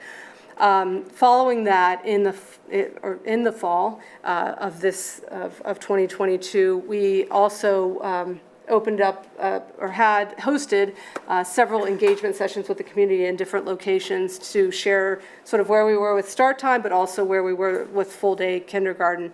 So that was an opportunity to develop some Q&As. Those are also on our website. There's a video there that you can also take a look at, a recording of those sessions. So I invite you to do that as well. And then finally, during this time, our core logistics team and the Sleep, Health, and School Start Time Advisory Committee, I think I messed that up, I apologize, even to this day, I still get that acronym wrong. We met to talk about, okay, what are the challenges associated with this what we're calling the proposal today that you're going to see in a minute, so that we could begin to plan for mitigating those challenges. And I'll say, even before I turn this over, we know, unfortunately, there's no perfect solution to this. We know that there are trade-offs. We know that people feel like there's something to be gained and something to be lost in this work. And that's why it's important to us, and I'm going to talk about where we're headed after this, is that we need to hear your voices about how the district can be best positioned to mitigate those challenges, so that it's not the if, it's the when, and how we do it successfully and sustainably. So this today is the proposal that has emerged from taking in all of the input we've received, trying to maximize that sleep time, that why, and also doing it within the constraints of the schedules that we have. This is what has been called the secondary swap. We've talked about it in publicly for some time now, but this is the schedule that you'll see in the agenda tonight as the recommendation to move forward so that we can get the engagement from the community around this particular schedule. I'm going to come back to it in a second, but I wanted to also show, these are the schedules I've shown you this evening, starting with the current schedule. The proposed schedule is the secondary swap, and then the 2019 schedule is the grade out schedule at the bottom. So this is a reference for you in the future if you go back to this, but we wanted to put them all on the same slide so you can compare when you go back to review this, if you do. So back to the secondary swap. This is what we're talking about in terms of future implementation, looking as soon as possible to implement this, again, successfully and sustainably. So for me, I'm thinking about like all the questions that we want to ask, are these things, is it worth doing? I think that checks the why. The secondary swap gives us that. Yes, it does meet some of the objectives. Is it achievable? Yes. And I've gotten away from using the word feasible, because feasible makes it sound like it's easy. It's actually embedded in the definition. I looked it up. So now I just use achievable because it's about doing it successfully. And then, are there compromises? There are. There are going to be compromises, and we want to talk through what those might look like. And then I didn't check this box because I don't think it's going to be easy to do, but for all those other reasons, I think it's the direction we need to move forward with. So Again, these are some of the challenges and mitigation opportunities that we've already identified with the work that we've done in our committees. We know this is not all-inclusive, but we also know, just to be transparent about what those trade-offs are, we know that with the elementary school and this particular schedule, there may be more child care hardships in the morning initially in implementing a schedule. Are there things as a district that we can do to help mitigate that? Finding drivers to staff later runs, that's a concern. If, as we back up those elementary start times later in the day, that means those late runs get started later and later in the evening. And so we just have to keep our mind, our eyes open to what those trade-offs might be in doing this, not because we don't do it, but because we want to try to do our best to keep everything we do and then do more. And so that's sort of our way here. And that's why I love this place, right? We want to do it at the best level we can and then some. So that's the challenge ahead of us. And but I also want to know, want us to be aware that there can be things that we have to let go of in moving this forward. So again, the theme of success and sustainability, what does that look like? We're meeting the objective of having our adolescents get that maximized sleep time, that we have opportunities to hear feedback so we can try to inform our efforts to meet the needs of students, families, and staff. And that's what I think I need to pause there for a second, because it's our community, it's our students, and it's our staff who are part of our community that we need to make sure is on board with and help us make this change work for the benefit of our students. We, obviously want to maintain as many of the opportunities for students as possible in doing this move, so that's an objective for us. Again, I think when we talk about what does success look like, it does those things. And then we, again, allow for some time so that people can make the adjustments that they need out of the things that we can control. So there are certain things we can control, and there are things that we can't control. Community events, community clubs, religious schools, before and after care arrangements, we know that those are all factors that play into how do we do this in a way that's successful and sustainable. And finally, allow for the fact that we might need to make adjustments once implemented, because it's, based on a lived experience, it may feel a little bit different that we need to settle into. So I always say, like, a work in progress, and we'll keep moving forward and learn from our next step. So what are our next steps? That was a great segue. To end this, the recommendation on the agenda this evening is available to you, and you can also see that it's basically outlining our work moving forward based on that proposal, giving us the authorization to move forward with the important engagement pieces so we know how to mitigate the challenges that are ahead of us. And I know we're going to come back to this in a minute, but I wanted to touch on those engagement efforts. We're going to utilize different methods of getting that engagement, from in-person focus groups to surveys, and what will be immediately available, because we know that some people are going to want to share their thoughts immediately, is our sleep@lmsd.org account is open and available for feedback. What we would ask and what we hope that you can help us with is tell us about how this change will impact you, how we can make this work for you and your family, and anything else you would like to share. So while that is an open email box, I would really ask that you kind of frame your information or your feedback to us around these questions, because this is going to help guide our work in a more focused way. So again, these are the opportunities. We're going to be messaging this out in a lot of different ways, not just tonight, so stay tuned. This will get out to you in a variety of ways. And in the meantime, this presentation will be immediately available to you on Board Docs, or is immediately available. Our district website has more information if you want to take a deeper dive into how did we get here.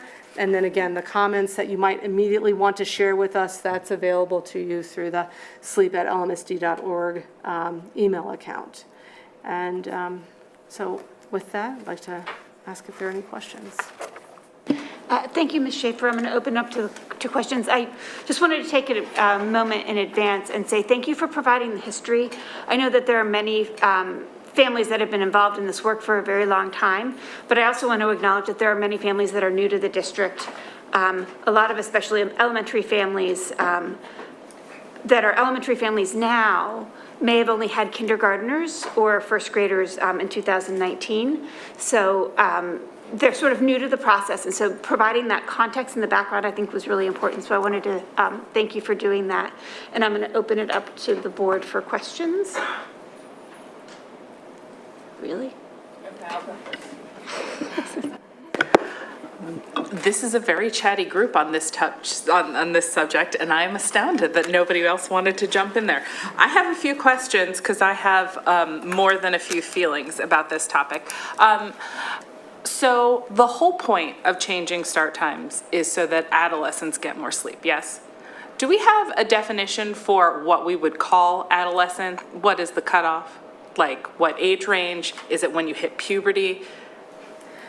I think that's typically what we've said about that, and we know that there is, a difference, and we acknowledge it between girls and boys and how that impacts them differently, particularly at the middle school level. So we know that there's a range, and that, again, by... So my issue with that is that by going with this arrangement with middle school first, we are denying a lot of our adolescents the benefit of greater sleep. In fact, we are starting them 15 minutes earlier, which I think is incredibly detrimental. As an elementary parent myself, who will someday be a middle school parent, I would rather take one for the team and send my elementary schoolers to school earlier now, and then when they're 12, I'm not dragging their butts out of bed to be at school at 8. I went to middle school at 8, and it was really hard. I think what you posted in some of those slides, and it was hard because there was a lot of information, it talked about how elementary school students tend to function best at the beginning of the day, and I think having them in that first position would really be most advantageous for those learners, and that the middle schoolers would then benefit from that. I think also if we start elementary school last, then elementary school parents who work, it's after 9 o'clock. That means those parents are going to have to find childcare for their students before school and after school, and that at least starting them in the first position allows parents to have one block of childcare that they're requiring.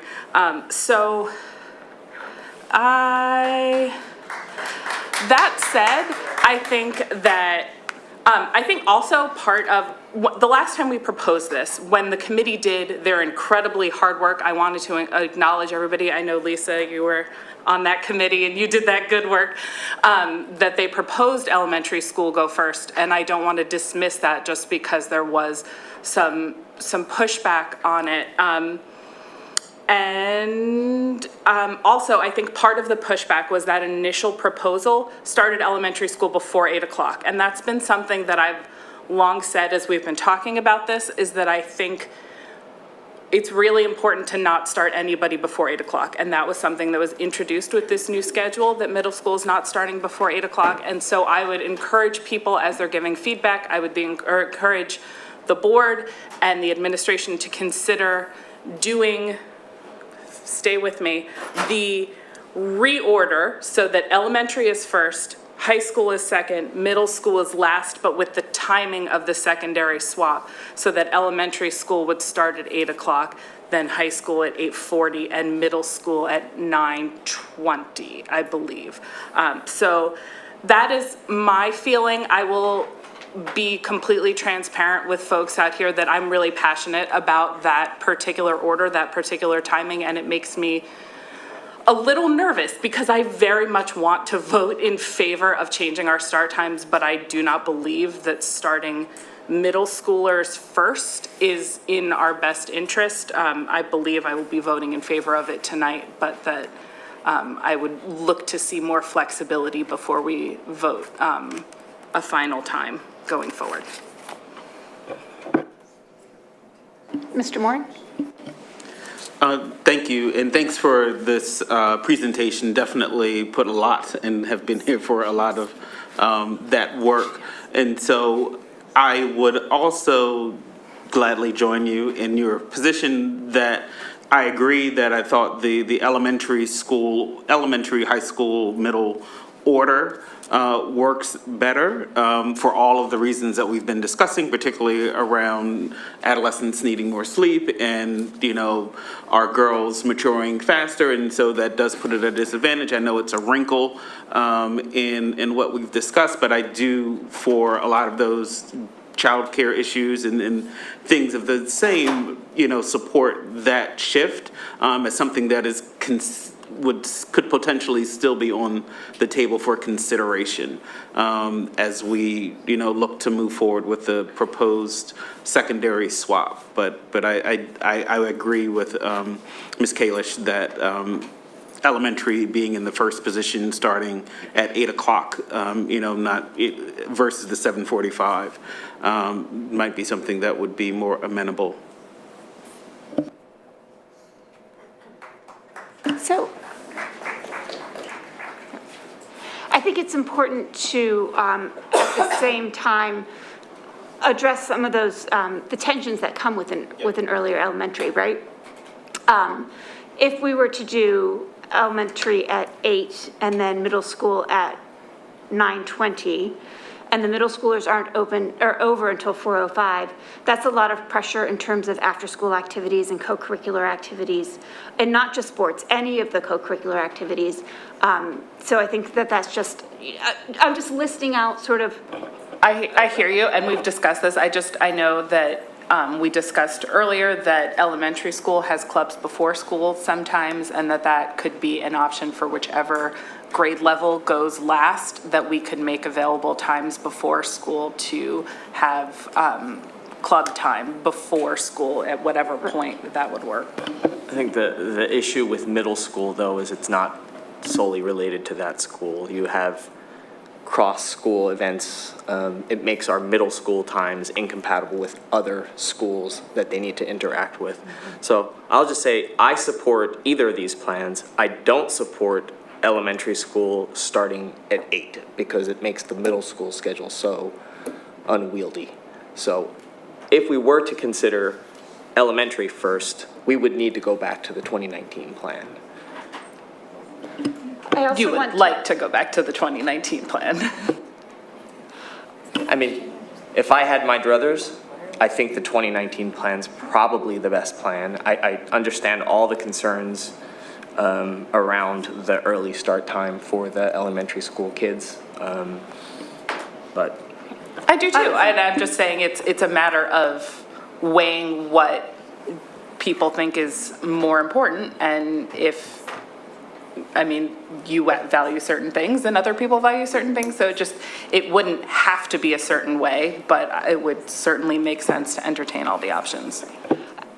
I just wanted to add, I think another important consideration with elementary school going first is that they would then be out first, and a lot of families in our community rely on older students, whether it's siblings or high school students, to help provide childcare. That is something that has been discussed quite a bit, and I think that's an important acknowledgement that we have to, there are trade-offs here, and to me, that's an important trade-off to be considered. Ms. Shurek? Sure. I have a few questions. Probably my perspective is going to come out also. I would love to understand with more concrete times where this would position the earliest elementary pickup, earliest middle school pickup, earliest high school pickup, and latest. So I have the unique position right now. I have a third grader and a fourth grader because of my students' circumstances. My fourth grader starts at Kenwood at 9 o'clock. My third grader leaves at 7 a.m. in the dark as a third grader, and due to her busing for school that starts later. And so just want to raise that in context for my question on earliest and latest drop-offs. That would be really helpful in understanding what the implications of the time schedule are. some other questions that I have are, understanding the implications of the teaching contract, and when you talk, Superintendent Schaefer, about the implications for our community, what this actually means. So having a 20-minute decrease in the high school schedule, how are we then having that translate to staffing? Is there actually efficiencies? Are we saying we are letting some high school teachers go because we won't need as many positions? Are we saying high school teachers get additional prep time or early release, or there's more flexibility? Would love to understand those implications. Similarly for the elementary school, with a 10-minute increase in the day and how we're thinking about it, what are the implications for staffing in our schools? And also, I've been trying to understand, because I'm not gonna lie, when I saw the 9:20 start time, I was like, is that gonna work for me?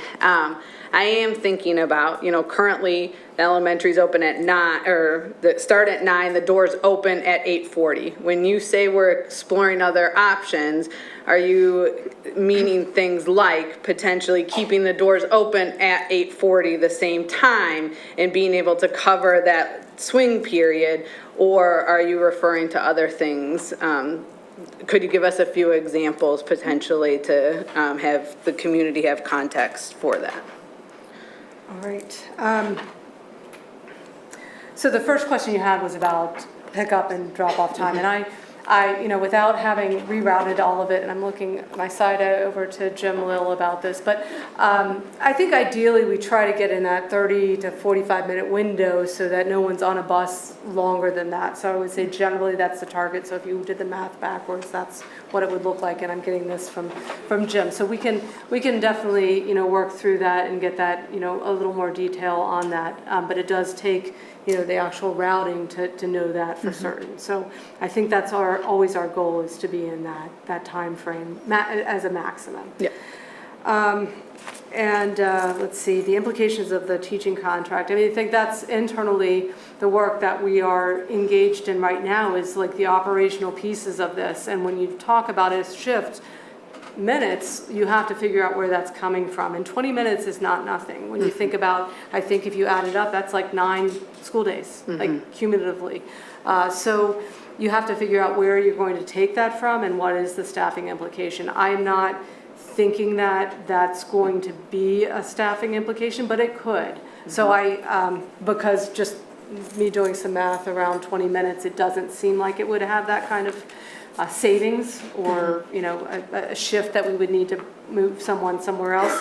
I do think the 10-minute increase, depending on how we utilize that could have some staffing implications. For example, if we added it to special area time, that may move the amount of sections that we can offer over the course of the day to need another section or two, which may cause some additional staffing needs at the elementary level. So, that's something we're working through, and but related to, trying to support the transition in a way that, and to your last question about if we opened at 9:20, could we support some arrival period?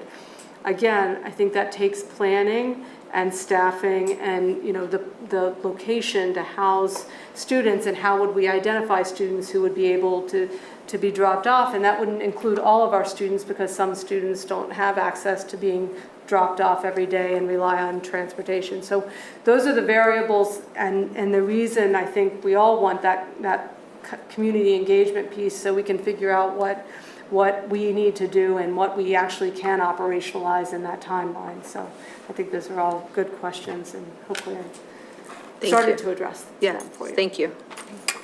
Ms. Robinson?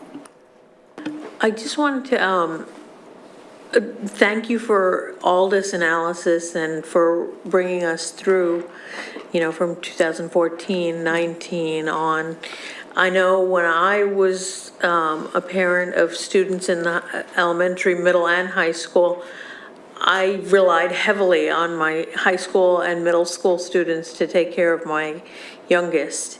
So I'm gonna vote in support of this plan, but I'd like to know when we were thinking of implementing it. Well, in terms of the operational pieces, I think, you know, we're moving internally with the possibility of implementing as soon as possible. So, you know, that's subject to some constraints that are already out there based on prior board action. But we know, like I said, it's not the question of if. The question is when and how. And if tonight the board supports this particular proposal, that gives, you know, makes us better positioned to start making decisions and start that true planning work to move it forward. So that's why, you know, having a set, and the conversation you're having is the conversation we've been hearing for a long time, is that there are always going to be trade-offs, and you know, but in order for us to operationalize something, we do need to try to land somewhere so we can make it work as much as we can for the community. Dr. Sutner? Just, I appreciate that so much, because having a stake in the ground to talk about is unbelievably important. So putting that stake in the ground, putting that date in the ground, and saying to not just everybody at the board, but I really appreciate the modeling that you're seeing up here, because this is now on you next. This same dialogue, the same debate, but also the same creativity. We need to look at the problem, we need to stake it in the ground, and then we say, how are we going to solve for these issues? That elementary school start time super worries me. I would never have been able to pull it off when my kids were in elementary school. So we have to figure out ways to solve around that. But I really appreciate the point that you made is, unless we start doing that, we'll just talk and never be able to move anything forward, because it takes that time to get the entire community, including our teachers, our bus drivers, all those members able to do that work. So less of a question, more of a thank you. And I appreciate the civic dialogue that's going on up here and soon to be out there. So thanks. Could you speak to the bus issue? I mean, we always have we've had busing issues for a long time that are now exacerbated by a bus driver shortage. We all know that that's not just here, it's everywhere. Can you speak a little bit to, we as a district have offered something that I don't think is particularly common among other districts, and that is late buses for our middle school and our high schools, where we provide, you know, there's the bus at the end of the day, and then there's a bus route maybe an hour and a half later, and then an hour after, you know, maybe it's an hour after school and 2 hours after school, that provides bus service to our students so that they can participate in after school activities, whether it's Science Olympiad or athletics or anything else, theater, right? So that they can participate in that even if they don't have a parent at home to drive them home, right? So it provides equal access, you know, to those activities after school. What would be the impact on those late runs, the later the middle school or the high school? So I'm just thinking, if middle school is last and they go till 4, so then you'd have potentially a late bus run at 5:15, maybe one at 6:30. What's the implication of that for bus drivers that are starting their day at 7 a.m.? I think, again, that level of service that we want to provide, because I think that access piece is really important. That's a concern we've been talking about how do we continue to do that, knowing that their day is probably going to be longer. And as we've shared, and as Ms. Kalish has advertised for us, we are, you know, in need of. You beat me to it. I was going to do my speech. We're always hiring bus drivers. The district will train you if you want to get your CDL with an S certification. We are hiring. We just raised our rates. We have a bus driver bonus. This is usually my spiel if you want to come on Thursday mornings to the facility committee. But we're hiring bus drivers. So if you want to help us have fantastic schools and actually get your kids to school, you can drive them there and get paid to do it. Thank you. Thank you. Oh, I'm sorry, I wanted to dovetail on your spiel. Do they get paid when they're down, when they're waiting for students? Do they get paid a full 8-hour day, or are they paid only for the work that they do? I'm just curious. I'm going to take this, and then if Jim wants to correct me. They work split shifts.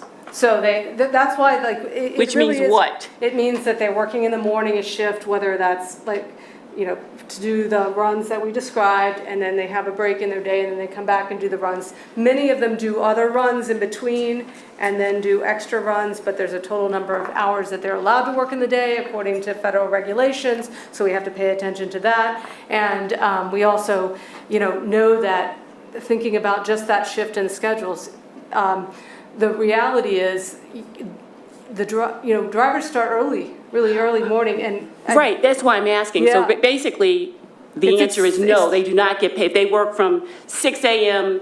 to 9, and then they're off from Correct. 9 so that to it extends their 12. day even longer. Right, but I'm saying, but they don't get paid for That's that correct. time. Yeah, I'm Right. sorry, yes. So that's another problem Yeah. in terms of getting people to want to do that work, because they're not getting paid for that downtime. It's not helping my advertising, So- Kimberly. But I want to keep it real, you know what I'm saying? If we're talking about attracting people, we have to look into the totality of the situation. And I actually don't find it amusing at all. Like, it's a real equity issue, and so joking about it, personally, I find offensive. I have a follow-up question about students, if we're able to, are we switching away from? Yeah, I didn't know if I completely answered the question, though, because I do, around the impact and our concern that does, to your point, I think this is a really hard schedule to work. I mean, it is, and there are things that we've tried to do to make it more attractive and compensate appropriately for that work. I mean, does anyone really like to drive in Lower Merion on Montgomery Avenue at rush hour? But that being said, I think that's the complexity of this, is in order to operationalize it, we want to make sure that we're having those conversations, that we're able to, maintain our drivers as well as do the things that we want to maintain, like late bus runs. So, yeah, I honor your point there. But Just I a do clarification appreciate, for I'm that. sorry, I just wanted to say I do appreciate the work that went into this, and I am for the solution that was presented, not the one that from 2019. And I don't think that having kindergartners or elementary school students start at 7:45 is an absurdity to me. That would be very challenging, I think, for most parents to get their elementary school student up and out and get themselves ready to go to work on top of that at that particular time. Just a point of clarification, the bus driver salaries and the way they're compensated, that's all part of collective bargaining. That's not correct. a unilateral decision by the district. No, it's not. It's part of collective bargaining. Everything goes through the union. We have a wall-to-wall unit, including our drivers. Ms. Schrock? I had a question just back to the high school roster. I focused on the staff in my first question, but I would be curious in a future iteration to understand what the 20-minute decrease in minutes to students, what the impact could be. It could be, in my mind, it could be a whole range of things. So with like more information, and I don't know if I missed it, but if there is high school student perspective on that decrease and whatever those implications are, their reactions, perspectives, thoughts.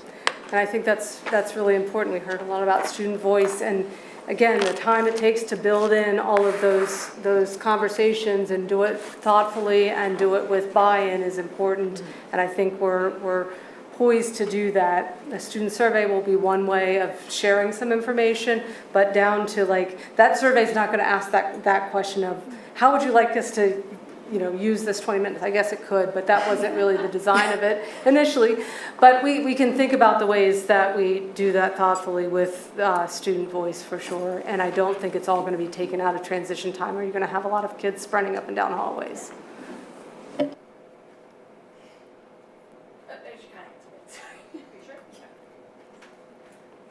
The extra 20 minutes, how long is student lunch currently?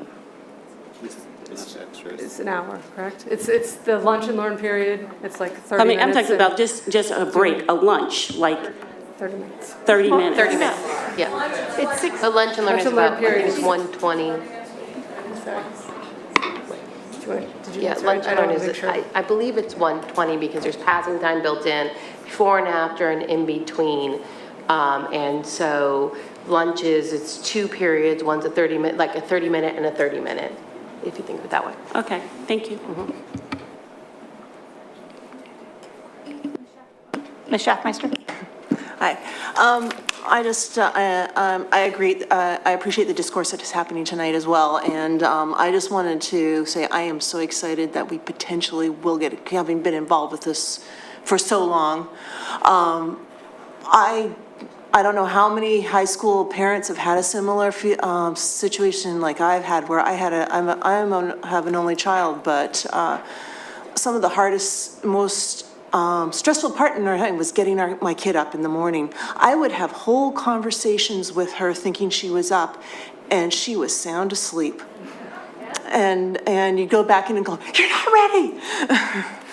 But I'm to my question now is, Radnor has moved to a similar timings that we're suggesting now. Is there any feedback that you've heard from them as far as how is it going for their parents and how they're accommodating issues like we are discussing? Well, I don't want to, I hear a rumbling in the, behind me that I think that, there has been feedback around that. It's been implemented for a few years. It seems to be running successfully. I think those are the questions that we need to ask as we get into solving problems here, not problems, I didn't mean that word, solving challenges here and opportunities for mitigating those challenges. That's again, going back to like, how are we doing that so we can get the feedback so that we mitigate it the way that Lower Merion needs that mitigation to happen.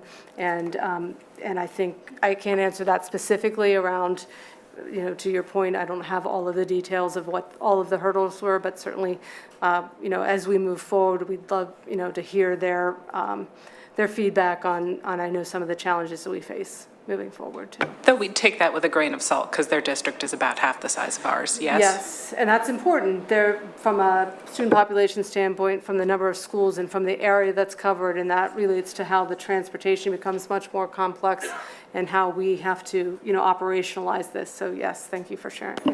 But from an individual parent perspective, it doesn't matter what size the district is. Right. No, I wanted to add that they did make the change, and they have since made some, they've continued to make adjustments as needed, right? So they did something specific with their PE classes to accommodate the change, and then have since, thought through or, realized that those changes didn't really quite work. So then they sort of went a different direction and made some additional changes to their overall PE curriculum and what that looks like. So they made a change and then made some adjustments. And I think that that's what we're talking about, and something that I think we would all need to recognize as a likelihood is that we could make a change, and that there might be other additional small changes that need to be made as we move forward. I do want to follow up on sort of the idea of putting a stake in the ground and talking about what is our target date. And recommend, and I think, I'm just going to say it here, but I think that I do know that process-wise I need to do it separately, but to just put it out there now, the idea of adding into this recommendation that the motion that we would vote on is to say, we want to target September of 2023, target the 23-24 school year, and acknowledge that there's operational work to be done to make sure that can happen. We know that there are pieces to that, but that doesn't mean we can't target it, going back to Dr. Sautner's point about putting a stake in the ground. But then also it gives us an opportunity through this community engagement process where, there's gonna be various forms and various opportunities, and that includes community meetings, both in person and on Zoom, that will include students, and there'll be also opportunities for staff, that was laid out in one of the things, to say, how can we, let's acknowledge what these challenges are and how can we work towards solving them, right? So that we know that they have somewhat been identified, but we want to take that step and say, okay, on a family level, what does that mean? How can we move forward? So one benefit of being one of the later districts and getting this done is we can actually try to talk to other districts. Sorry, I'm looking for the positive here. We can ask other districts like Radnor, but I feel like somebody told me Unionville's in the middle of this right now too. So that might be they already did it? Thank you. But it might be good. So I thought somebody else was right in the only other one with us, but it might be good to kind of talk through and see like what were the mistakes made that we can kind of learn off of, or at least just be aware of they could impact us. Could you just go back to slide 21, because we keep talking about community engagement, and I just want to make sure everybody sees like we're just talking about a few things we've brought to the table. But what we really need is the whole community to say, this is something that we also need to bring to the table that we're not thinking of, because it's everybody's lived experience. So I really do think there's lots of ways to engage, but it's also going to be unbelievably important to get the word out. And to make sure everybody's engaged. So can you just share some of the thoughts and ideas that your team has had about how do we spread the word out, and then what can the community do to echo that and amplify the message? And maybe it's Amy. Well, I'm getting my side eyes over here to Amy.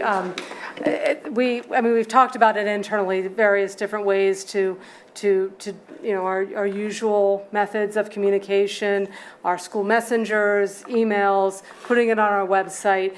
We have an infographic that we've developed that we'd like to use as sort of like standardized messaging that captures some of the same images that I've used tonight. So it's that consistency of messaging across different platforms. We also, are going to, what we want to also be mindful of is that we know the usual methods don't get to everyone. So our continual improvement, which I love that word, that's something that I'm going to always talk about, is that we find, where we have to go and get the information, and whether that's by, a paper survey or doing a forum group outside of a school setting. I mean, those are the things that we have to do. And again, just to reiterate, like, we want that to be done well, because it's oftentimes the place where you didn't look is where that answer is that you needed to know in order to do it well. So, we will continue to look at various ways to engage in making sure that it's representative of all the voices that we can possibly represent. Obviously, these are sort of more customary methods that we will engage in with support by outside consultants, so that we can do this really robustly and efficiently, ideally, so that decisions can be made and we can move forward. Great, and this you can't answer now, but I will just put it on the table. Sorry, just real quick follow up on that. If we can think through maybe an update coming up that can tell us what does success look like for getting community engagement? Because, knowing that we want a survey that the kids all respond to, and maybe we do put that extra question about how it affects their day, but what's like the ballpark numbers on, we want community engagements, but we also want to see this many people at it, because then we'll know, are we hitting our goal as we're getting there? And I know you've talked about that before in the past, also with getting the word out, that's a part of it. So we don't wait till the end to say, we didn't hear from enough people. We kind of pressure test it as we go through. Yeah, and fortunately we have a communications committee coming up. Is that what you want to, can I defer for a second? Well, I just wanted to say that we had some really good practice with the kindergarten survey that we just put out, and we leaned on some sources outside of the district for that, including our township commissioners who helped us by putting survey links in their newsletters to constituents. We use our social media a lot, or using it even more now with Instagram, that reaches sort of a whole different audience, including our students who don't necessarily receive the school messengers that their parents and guardians receive. So we are talking to some outside consultants as well, but I think that between the superintendent search and the kindergarten committee, we've gotten a lot of practice on reaching out beyond just our school community. And we also have some great community partners who have helped us with paper surveys and translation services and things like that to, again, reach beyond those people that ordinarily answer everything. And so we'll be putting every effort forth to really do that kind of sweep to get the word out as best we can. I'm just going to put a plug. There's a group that's run by Amy Goldman and some Roberta Winter, some other women, called the Regional Adolescent Sleep NC, RASNAC.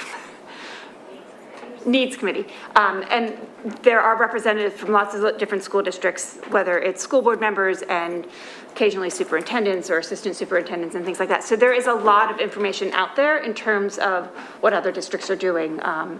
And they meet the first Monday of every month. So I'll just put that out there as something, and I can share that information with everyone again. Do we have other? Okay. Oops. Okay, so now we will move on. We are next on our agenda are our committee meeting reports. Thank you very much, Ms. Schaefer, for that presentation. Should have started with that. It's quite a first day.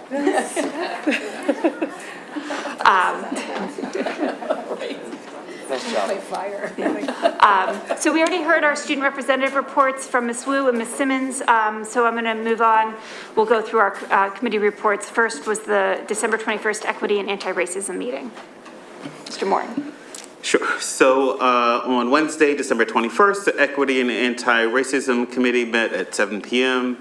As the Equity and Anti-Racism Committee was recommended to be moved from ad hoc status to standing committee on the board. And with that, the focus of this meeting was to also revisit the mission and grounding of the Equity and Anti-Racism Committee in the All Forward Plan.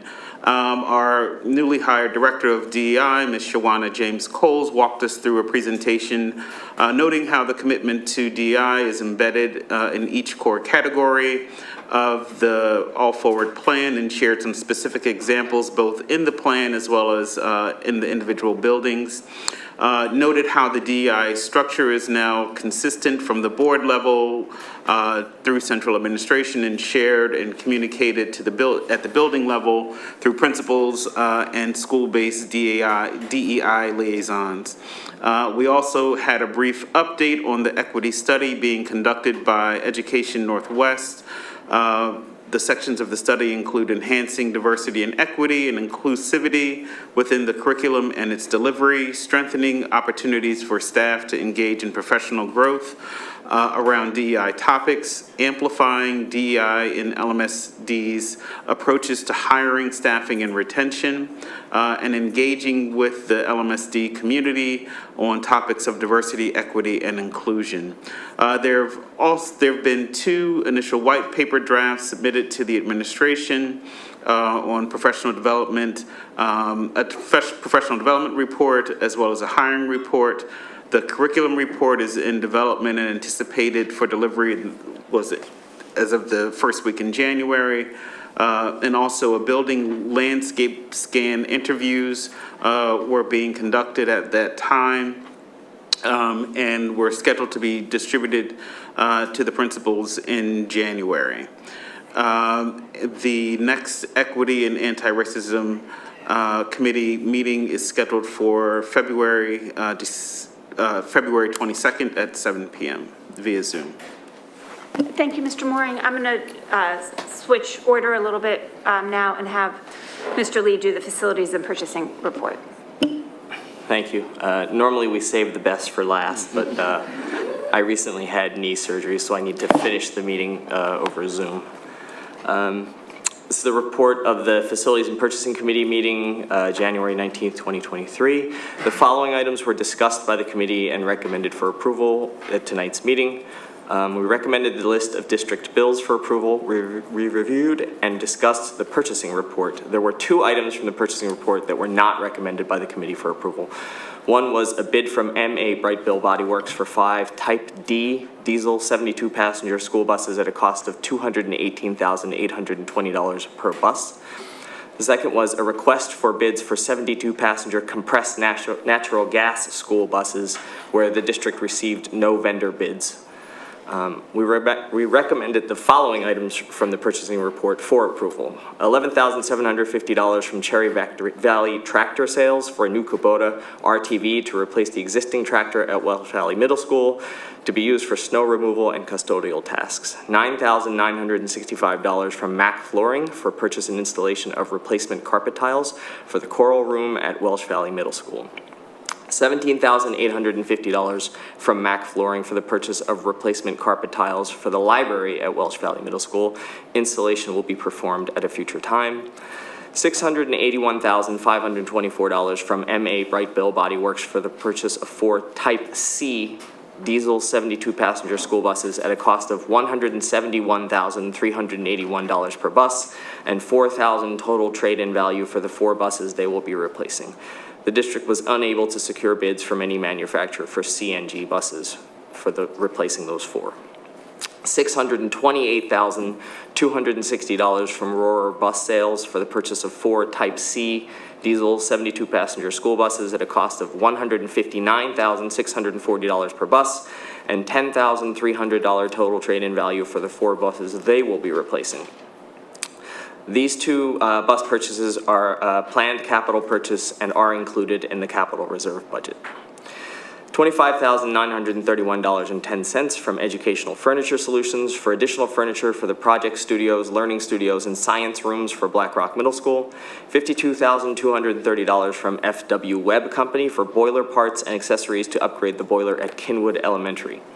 2 purchases from BSN Sports for Black Rock Middle School, $7,625 for high jump equipment, and $13,717.29 for track equipment.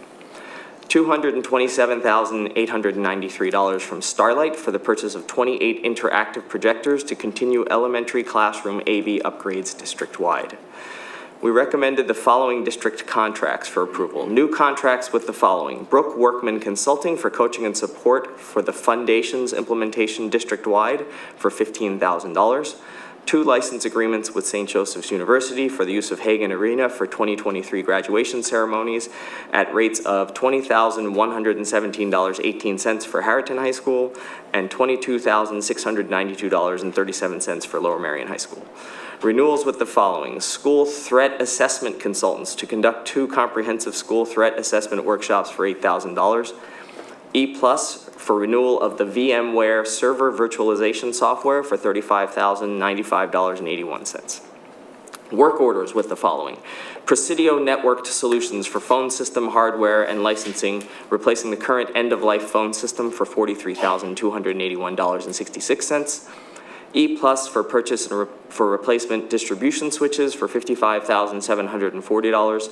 E+ for installation services related to the replacement distribution switches for $16,470. E+ for ongoing services related to the migration of on-site Microsoft Exchange to the cloud for $29,640.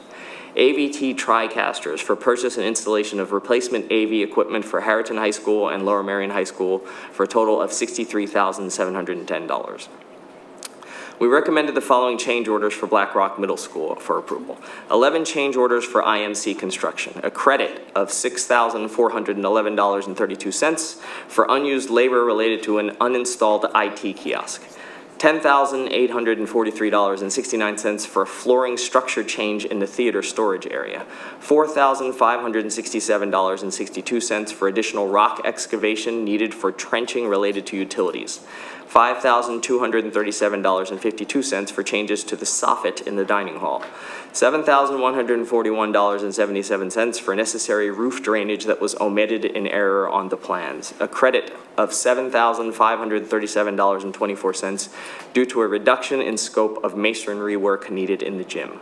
$1,438.05 for repairs of damage to a gate during construction. $8,807.29 for plumbing modifications required due to conflicting plan drawings for Courtyard A. A credit of $6,545.79 for elimination of 8 salvaged marble slab benches. $3,602.28 for installation of solid surface on exposed sills. $2,017.25 for waterproofing installation in a planter. 1 change for JBM Mechanical, $14,156 for repair of damaged snowmelt tubing. The repair charges will be back charged to the contractor who damaged them. 5 change orders for Borough Electrical, $1,506.56 for electrical modifications needed to the Science Lab hood. $2,416.49 for electrical changes needed to the clinic bathroom. $924.85 for removal and reinstallation of receptacles at the slat wall. $12,827.40 for electrical work needed to support science room equipment. $1,661.92 for installation of connections to support the kiln blower. We received an update on the construction of Black Rock Middle School. The school is open and work continues on construction closeout and punch list items. Two of the more important ones affecting school operations are bleacher rail installations in the main gym, expected to be completed mid-January. I believe they're completed now. And final surfacing of the running track, which will occur in the summer after the school year ends.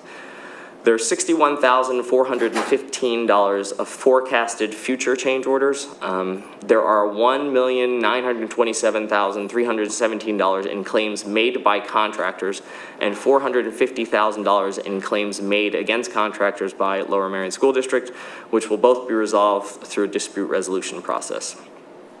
Including all disputed claims, the total project cost is $105,884,375, which is higher than the $101,563,038 projected cost at the time of the contract award, but is significantly less than the $114,062,616 original construction estimate.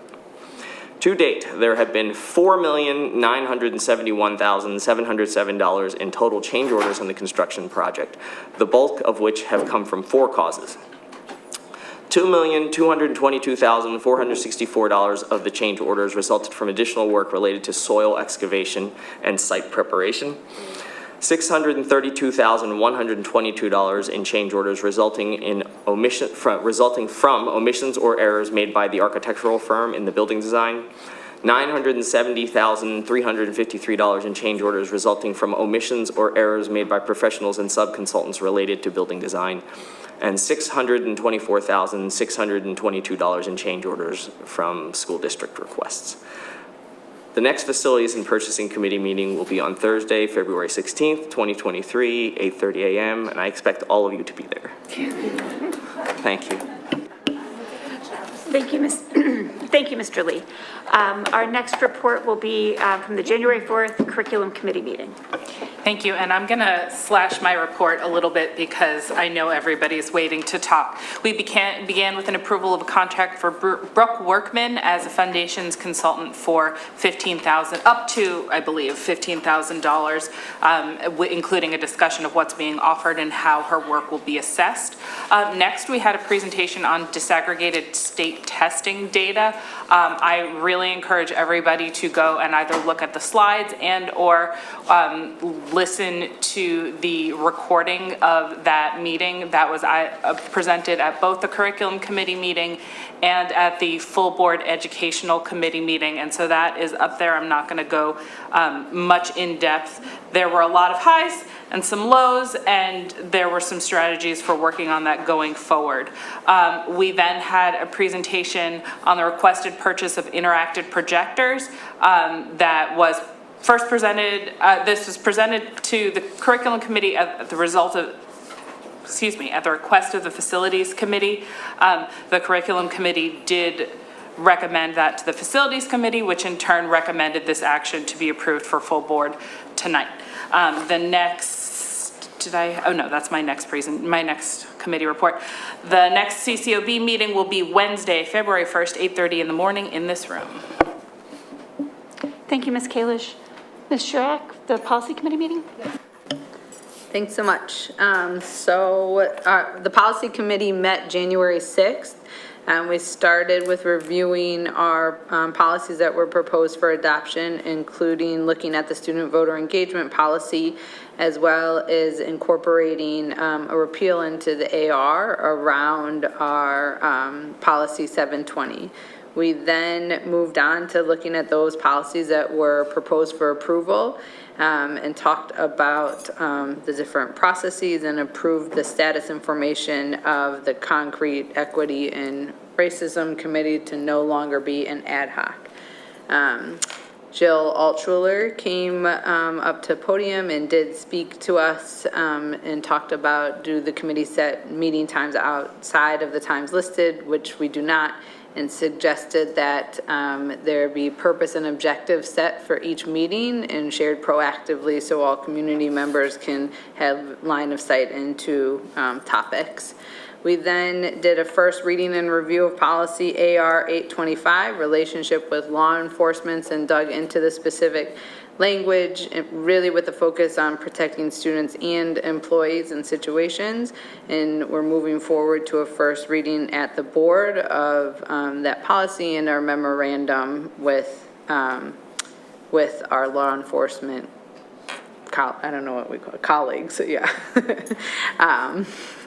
In terms of administrative regulations, we talked at length as a follow-up on food services and discussed changes to update in alignment with delinquent account language to ensure that we are serving all of our students equitably and no student in our district is made to feel singled out for whatever reason they might need support with our lunch program.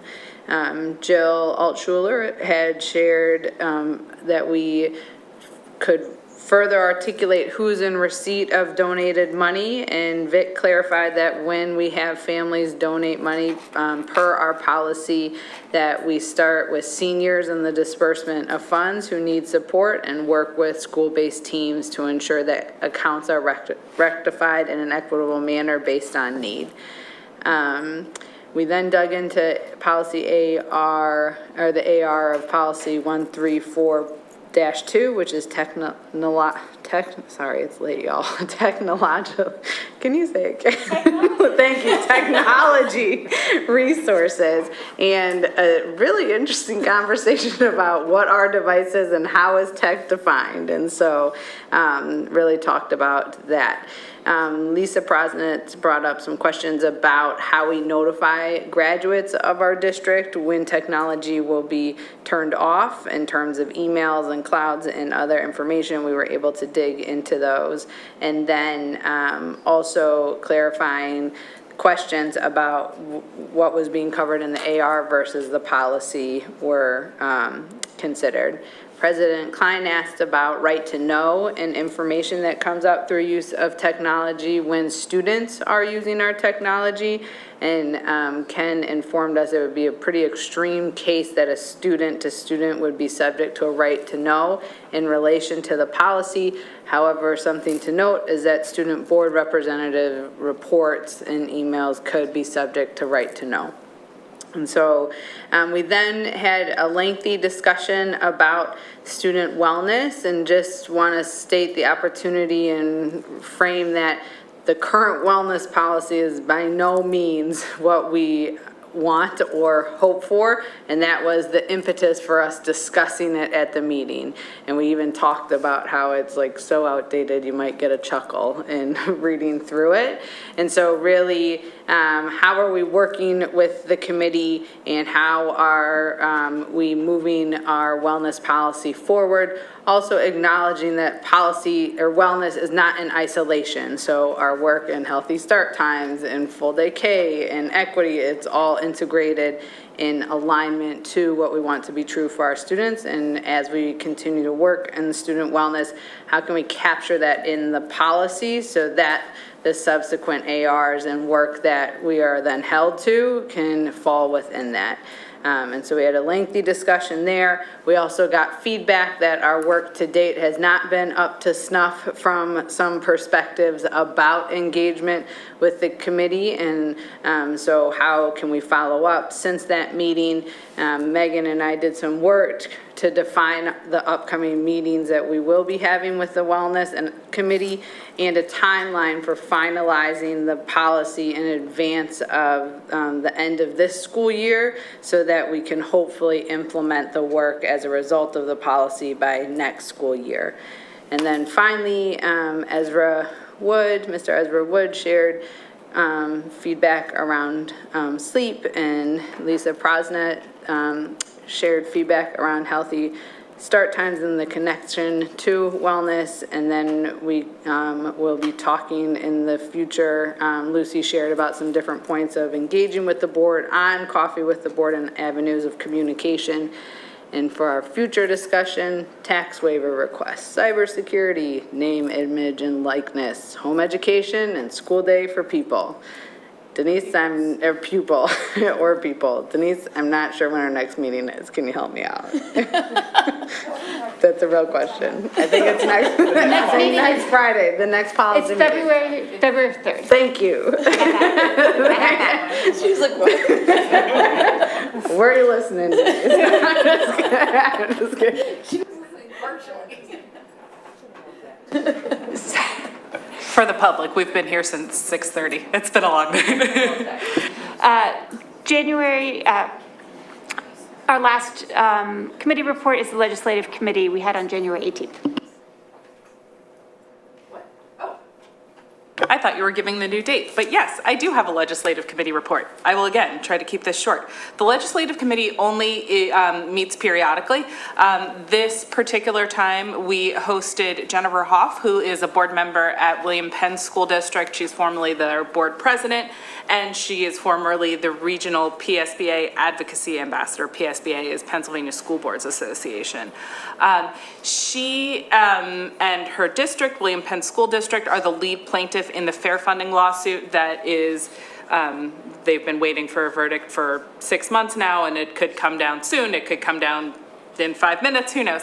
But she gave us a really interesting grounding in what fair funding is and what it could mean for both our district and districts like hers, rural districts, all the varying types of districts in Pennsylvania. It's a really important issue.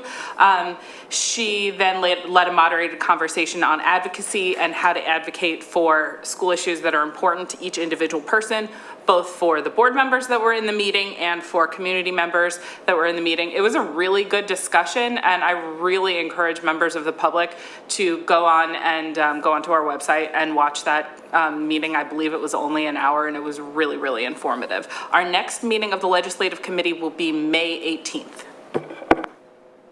Thank you very much. I just, so that is the end of our committee meetings that have met. I did want to give a Finance Committee update, which will begin meeting in the coming months. The board has been asked to consider 2 different tax resolutions. The first, a property tax rebate program for seniors aged 65 and older, and possibly other qualifying individuals, which is something that we, as a board, had passed a resolution in, I believe it was June 2020, but we're waiting for some, for a lawsuit settlement, but now we can reconsider that. And the second, a volunteer firefighter tax credit rebate. The proposed senior property tax rebate would be modeled upon the existing Pennsylvania property tax and rent rebate program, which has been in effect since 1971 and is funded by state lottery and slot machine proceeds. Multiple other school districts have established a similar program.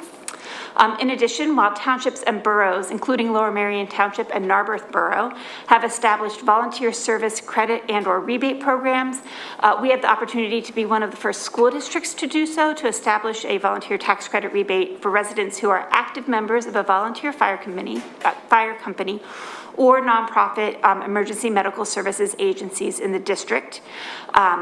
To further encourage membership and service in these critical volunteer organizations, the Pennsylvania legislature extended the authority to offer a volunteer service tax credit to school districts in 2020.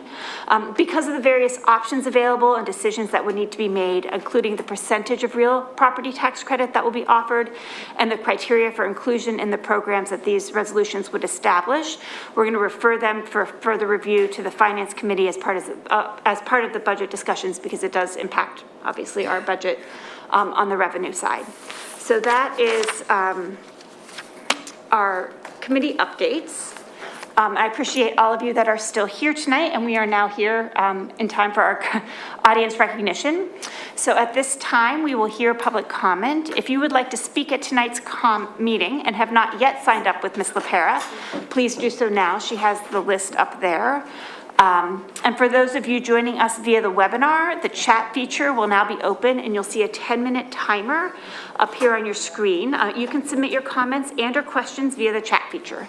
Please be sure, whether you're in person or via chat, to begin with your full name and where you reside within the district in order for your comment to be shared. So first we'll do the in-person, and then we'll read, Ms. Brooks will read our chat comments. Ms. LaPera, do we have any in-person comments for tonight's meeting? Yes, we do. We'll start with Jamie Singer, then Indira, sorry. Not going to try her last name. And then Sarah Thomas and Ann Conroy. Good evening. My name is Jamie Singer, and I'm a resident of Penn Valley. I first want to say that I am a proud product of the Lower Merion School District. I went all through the school. I graduated from Lower Merion High School. My twins also are proud products, and they graduated from Harrington High School. They were involved at Welsh Valley and also at Harrington in sports all that time.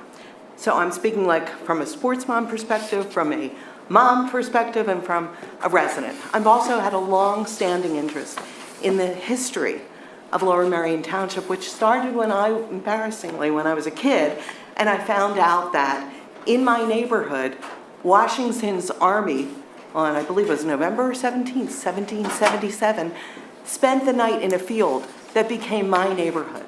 And so I just thought that was the most amazing thing. So I'm here to talk about how we might save Oakwell, and I think it's important. Now, I'm going to ask you school board members a question. You're not going to answer me, but I'm going to ask you anyway.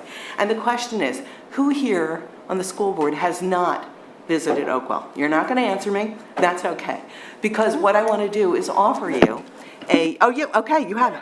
If you did the other way, you'd have more here. No, I was strategic about that one. So here's the thing. On Sunday at 1 o'clock, you can join me. You can meet me in the parking lot at Oakwell. We have a tour, and I'll even get you out before the Eagles game. How's that for a deal? Here's the thing. I've had the honor for the past couple months of leading tours of Oakwell. So I know this place intimately. What I can tell you is that everybody who has been on a tour with me or with other people that are touring has seen the rare and interesting and unusual and very important things that Oakwell has to offer.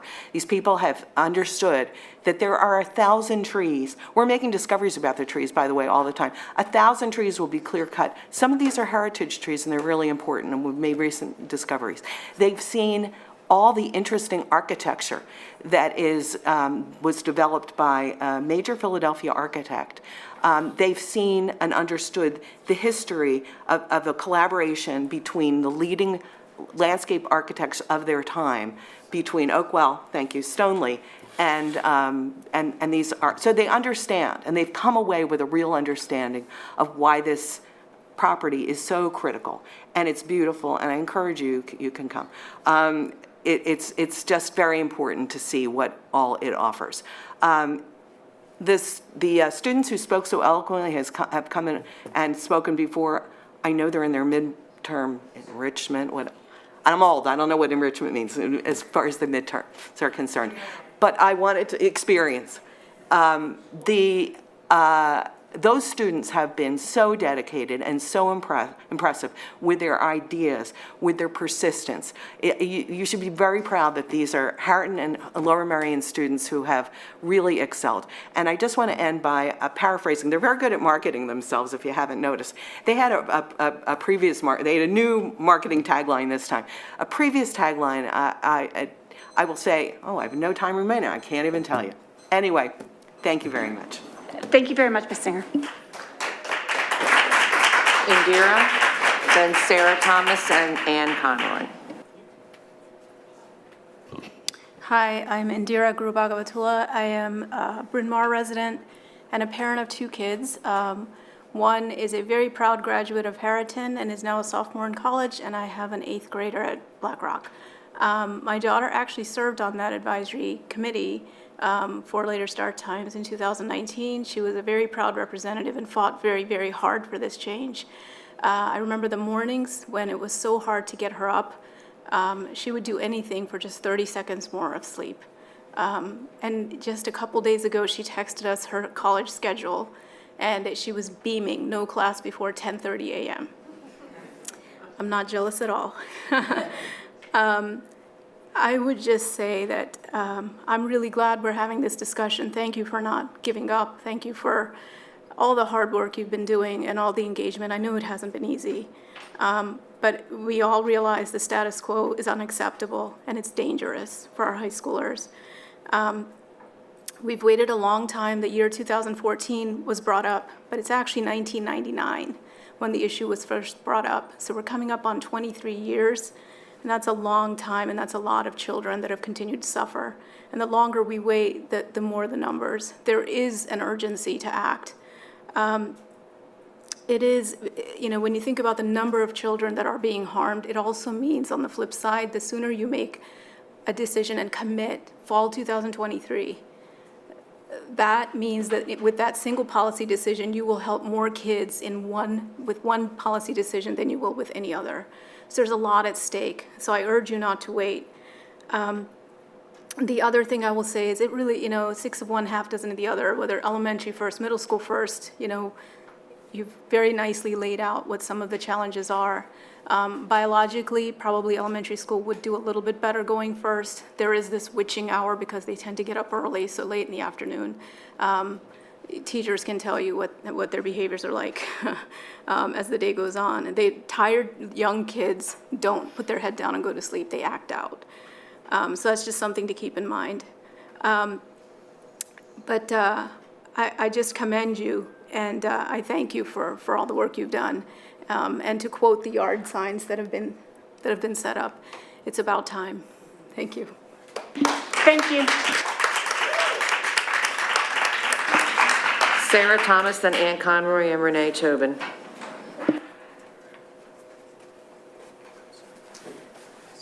Sarah Thomas, Winwood. I would like to thank Dr. McGloin for the presentation on full-day kindergarten. I strongly urge the board to vote in favor of the recommendation for universal implementation of full-day kindergarten, starting with the 2024-2025 school year.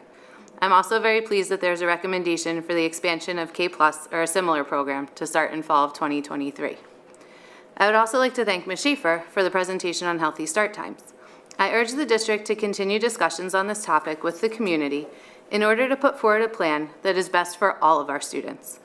Exploring options such as expanding walk zones and working with the township to increase walkability to our schools through increased sidewalks could provide solutions, rather than just focusing on the actual start times. Additionally, we need to be looking at bus pickup and drop-off times, not just school start and end times. If a school starts at 8 o'clock, but students are getting picked up at 7, that needs to be taken into account. Thank you, Anna, for bringing attention to this matter. I do have some concerns with the current proposed ordering of school start times, how late in the day elementary school is scheduled to end, and the jump from a 9:20 start time to an 8 o'clock start time for students going from elementary to middle school. This is a large change at a time when students are starting to need later waking times. My other concern is for elementary students who receive breakfast at school and those students not getting a breakfast until after 9 a.m. Finally, I would like to echo the comments of the students who spoke regarding Oakwell. I strongly urge the school board to work on creating a resolution to put a pause on any construction at Oakwell until the district conducts a thorough needs assessment. The needs of the district have likely changed in the past 10+ years, and before taking down any trees, we should do our due diligence. The fact that the district has gone this far into the process of designing fields without doing a needs assessment is troubling. I also ask that the district be more transparent regarding field sites that have been explored and the reasons why those sites were not chosen. Thank you. Thank you, Ms. Thomas. Ann Conroy, Renee Tobin, Kathy Kurtz. Hello, my name is Ann Conroy, and I live in Gladwin. And I'm speaking because I oppose the construction of the playing fields at Oakwell, obviously. I have not heard clear answers about alternatives to Oakwell, why they are not possible. For instance, and it's only one instance, but I often use facilities at the town park in Gladwin, and I'm aware of the fact that there are softball and other fields at Gladwin Elementary that are often unused. The cost of field construction has not been clearly articulated, but it certainly makes more sense to use facilities already available than to construct new fields. It's not clear exactly how many students are expected to use these fields and how many months a year they will be used. Gladwin Elementary is only one alternative that I know about but it's one that I see personally, and you've heard other people express the same concern about why are the other alternatives not acceptable. To destroy a magnificent and environmentally important property for minimal use when there appear to be other alternatives is poor management. Alternative fields such as Gladwin are probably closer to the homes of the students anyway, and more efficient and convenient for the students to be bused from there or to go home from there. I don't have children in the district, but as taxpayers and residents, we all want the district to do well. I don't understand the district priorities in financial resources to construct minimally used, incredibly controversial athletic facilities. We've all just heard 86% of the families in this district want certain things, you know,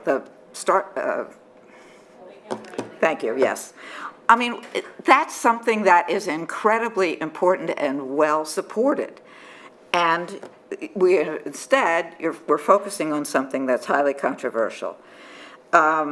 You've heard passionate and articulate students strongly oppose Oakwell, and I just feel that this destructive construction project has to be reconsidered. Thank you.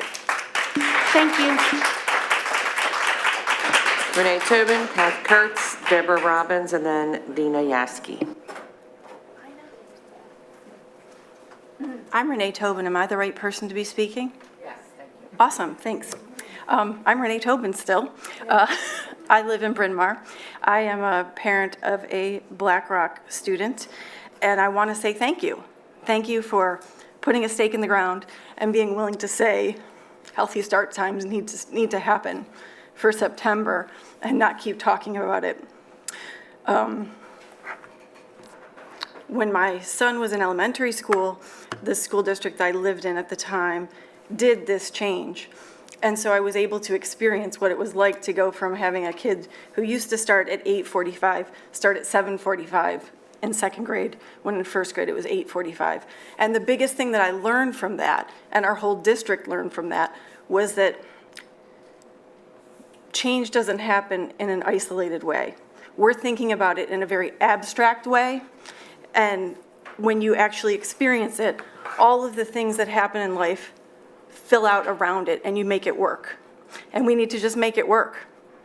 So we're all here to make this happen for September. Please, let's make it work.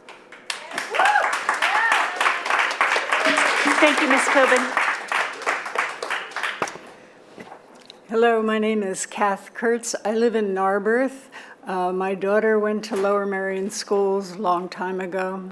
I'm a longtime resident, and for the first time last week, I did the tour at Oakwell, and it just blew my mind.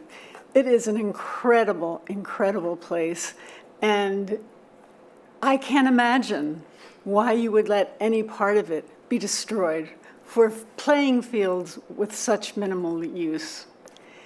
The other thing I want to say is I was so impressed in hearing your discussions tonight. I've never been to a school board meeting.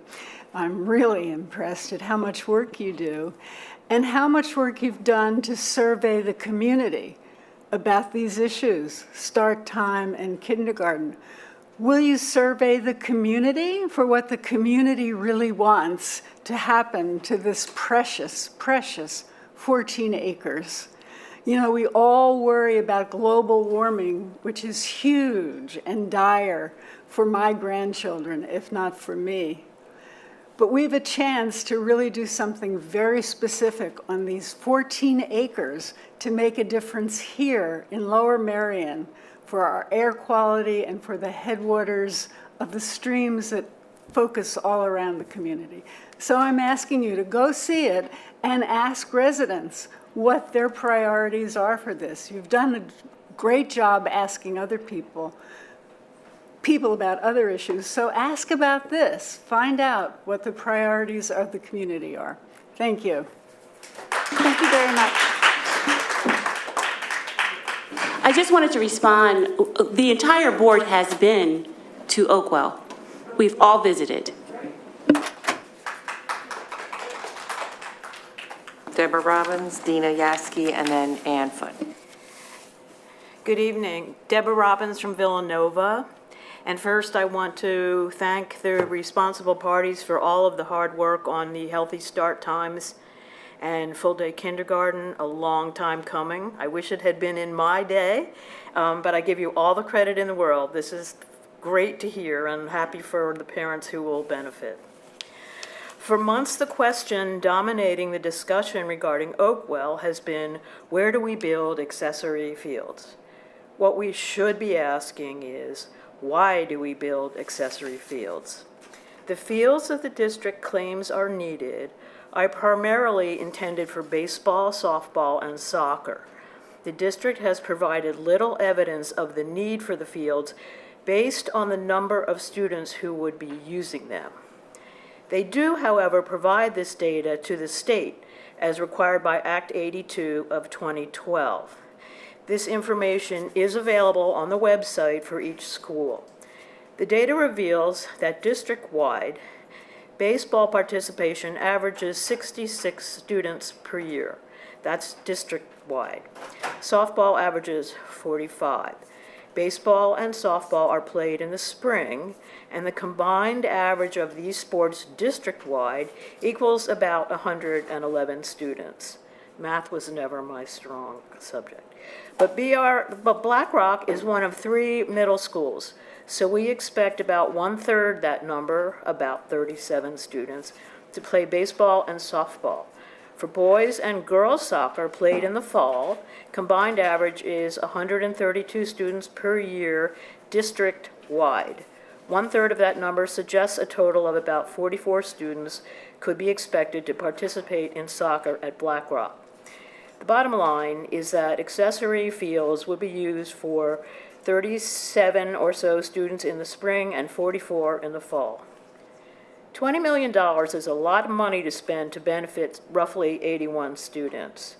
We question $20+ million for athletes alone when it would be more equitable to utilize district resources, money, land, staff, buses, equipment, to be put to optimal use for the benefit of all students, especially our kindergartners, our sleep-deprived high schoolers, aspiring athletes, and non-athletes alike. Thank you. Thank you, Ms. Robinson. Dina Yaski, then Ann Foot, and Sandra Chukron? Oh, wait, Shukron, sorry.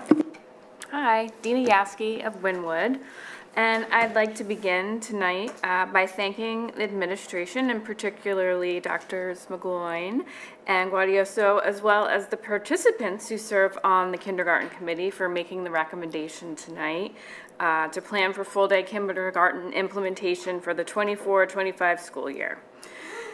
This recommendation reflects the importance and the priority that the community places on providing a full program with equitable opportunities for our youngest learners. It also reflects the admission that a full-day program will provide the best academic, social, and emotional education for our students, and is a proven intervention to address struggles the district currently faces, including eliminating achievement gaps. I can't urge the board strongly enough to approve this recommendation. This plan is 100% logistically and financially achievable for 2024 if we continue to prioritize it. I also urge the district to support growing the K+ program and use the available space that the committee has identified to expand the qualification criteria and open the program to those who qualify in all 6 elementary schools. That will provide more equity and opportunity for all of our children. The expansion would allow discovery and practice for full-day kindergarten rollout as we learn to move our students effectively across buildings, and makes budgetary sense as we look to spread staffing costs across multiple budget years. It would also provide high-quality, comprehensive education for more of our students who have been determined to need it most. I'm excited for this long-awaited recommendation and thankful for the community advocacy and support of the Lower Merion School District teachers and administration that has led us here. Thank you. Thank you very much. Ann Foot, Sandra Shukron, and then Laura Goldenberg.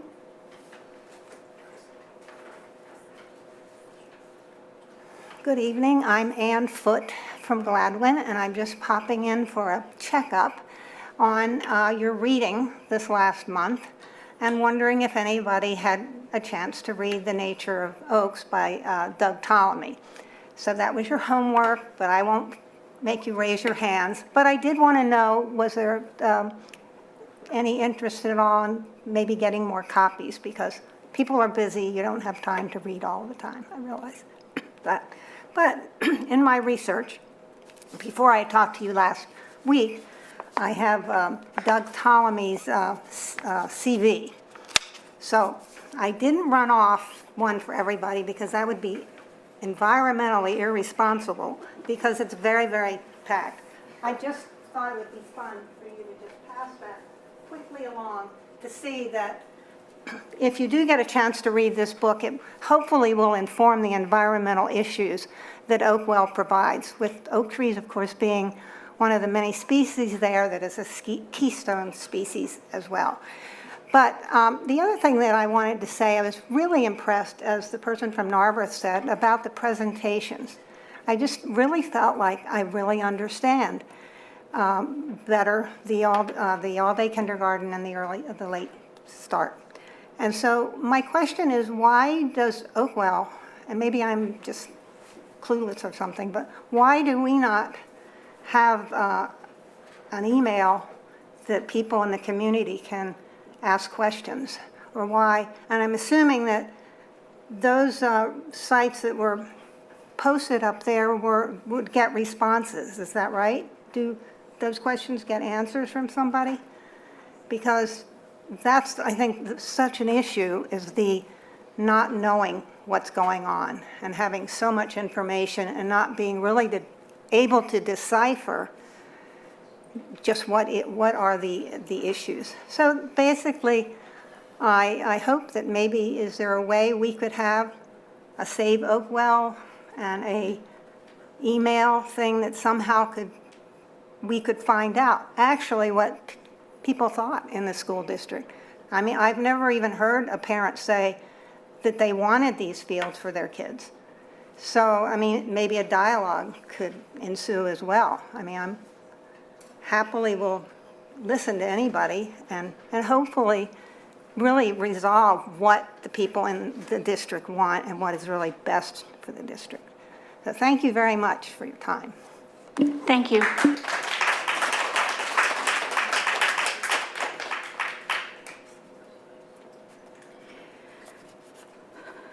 My name is Sandra Shukron, and I live in Penn Valley. My two daughters are proud graduates of Lower Merion schools. Mistakes happen by individuals, companies, governments, and school boards. The only way to correct a mistake is to change direction. In fact, the school board did exactly that on January 14th, 2019, demonstrating that it can pivot in the face of overwhelming evidence. There was an agreement of sale for land on Spring Mill Road for playing fields, an agreement the board terminated specifically because wetlands were discovered on the property that would have, quote, significantly increased the cost of turning them into playing fields, unquote. Unfortunately, the board's response was to buy land at Oakwell, a unique historic and environmental site. This purchase has required additional significant capital to design the project, move it through the township's approval process, and plan to develop the land. It's expensive to thwart Mother Nature. Oakwell also contains wetlands that will require costly engineering and clear cutting. Wetlands are among the most productive ecosystems in the world, comparable to rainforests and coral reefs. 3 watersheds are fed from the water at Oakwell. Local environmentalists believe the destruction of Oakwell's wetlands will lead to increased flooding on Montgomery Avenue. There has been a groundswell of opposition to the project on the part of township residents and especially students. Student athletes who know what fields they need have denounced this project as a waste of money, pleading for the board to change course. Students have made numerous insightful proposals for ways to provide the middle school with the use of fields without moving forward on a costly project that is a PR nightmare. The board should take these proposals seriously. Oakwell, an albatross around the school board's neck, needs to be resolved now before demolition starts in June. And the board needs to be upfront with the public about what's going on behind closed doors. The board must safeguard the funds with which it's entrusted. A mistake was made. Let's acknowledge it and move on. As the lawyers' fees pile up, the time is now for appropriate organizations to buy the land at Oakwell from the school district. This debacle is unworthy of Lower Merion Township. Only courage, determination, and facing the truth will put an end to needless conflict and let the board move on to the other issues it must face. Thank you very much. Thank you. Laura Goldenberg, Lisa Prosnitz, Esther Kim. Hi, everybody. I'm Laura Goldenberg from Bala Cynwyd. I'm very pleased that you've put a proposal on the table today for Healthy Start Times, and I thank you for that. This is real progress. I support this plan that puts the health and safety of our kids first, with particular concern for our high schoolers, without any linkage to lights on athletic fields. You've come this far, and I know there's still work to be done, but I really hope and insist that implementation of the new schedule will begin in September of 2023.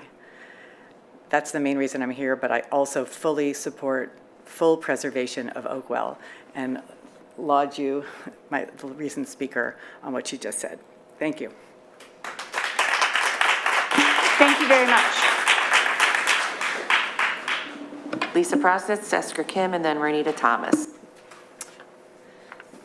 Lisa Prosnitz, Penn Valley. I just wanted to take a moment to thank all of you, all of our school board directors, our administrators, and want to recognize Ms. Klein for bringing forward this proposal tonight. Also wanted to congratulate Ms. Schaefer. As you know, Healthy Start Times has been a topic of discussion since 1999, more actively since 2014.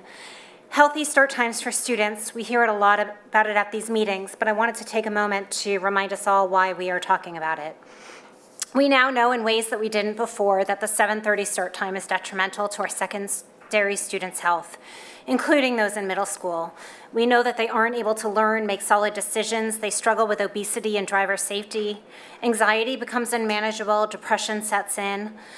Lmsd is not immune to these issues, as evidenced by the recent PACE data and Challenge Success Survey results from 2018. This is due to a shift in melatonin that happens in adolescence.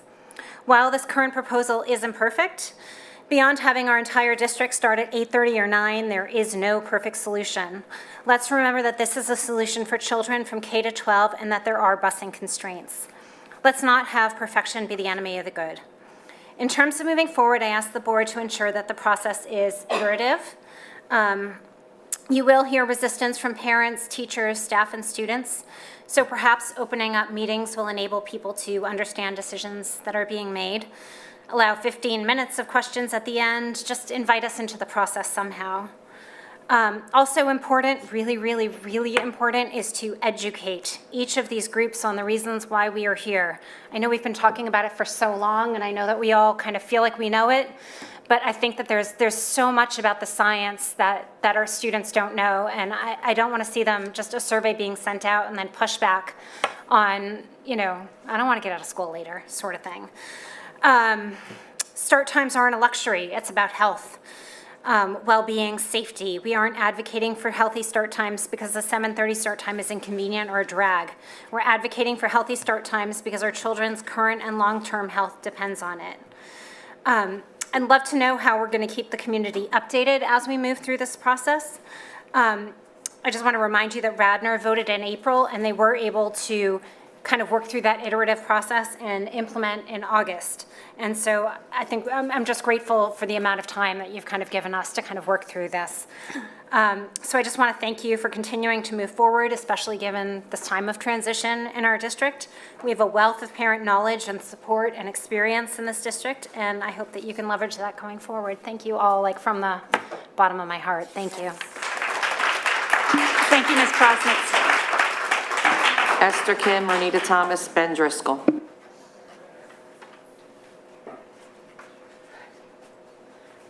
Hi, Esther Kim. I live in Penn Valley. My son's 11th grader at Harriton. Just some general comments. I think I speak for a lot of parents when I say I have to shake my son out of his deepest sleep at 6 a.m. every school day, the entire school year, so that some of the jocks can get out of school earlier to have some extra time on Arnold Field for just 6 weeks in the fall. Frankly, this is cruel and abusive to my son and all the other kids. Countless parents have reported this is chronic sleep deprivation, and countless parents have reported this is cruel. Stop the cruelty now. There are many issues. Sleep time must take priority over a lot of these other issues now.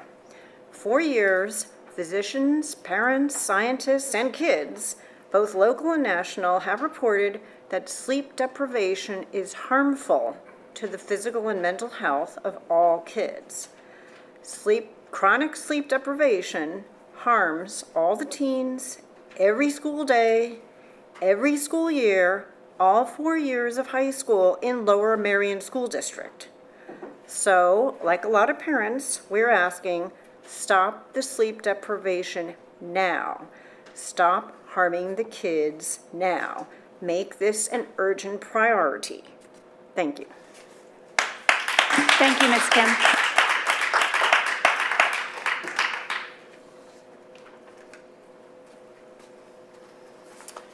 Hi, my name is Renita Thomas. I live in Wynwood. First, I want to say that I have 4 kids, 3 of whom are in the Lower Merion Public School District, and 1 who's in private school. So, as you all know, the one in private schools, they figured it out, and she gets to sleep till a very reasonable hour and get to school at a reasonable hour. But what I want to say is I have I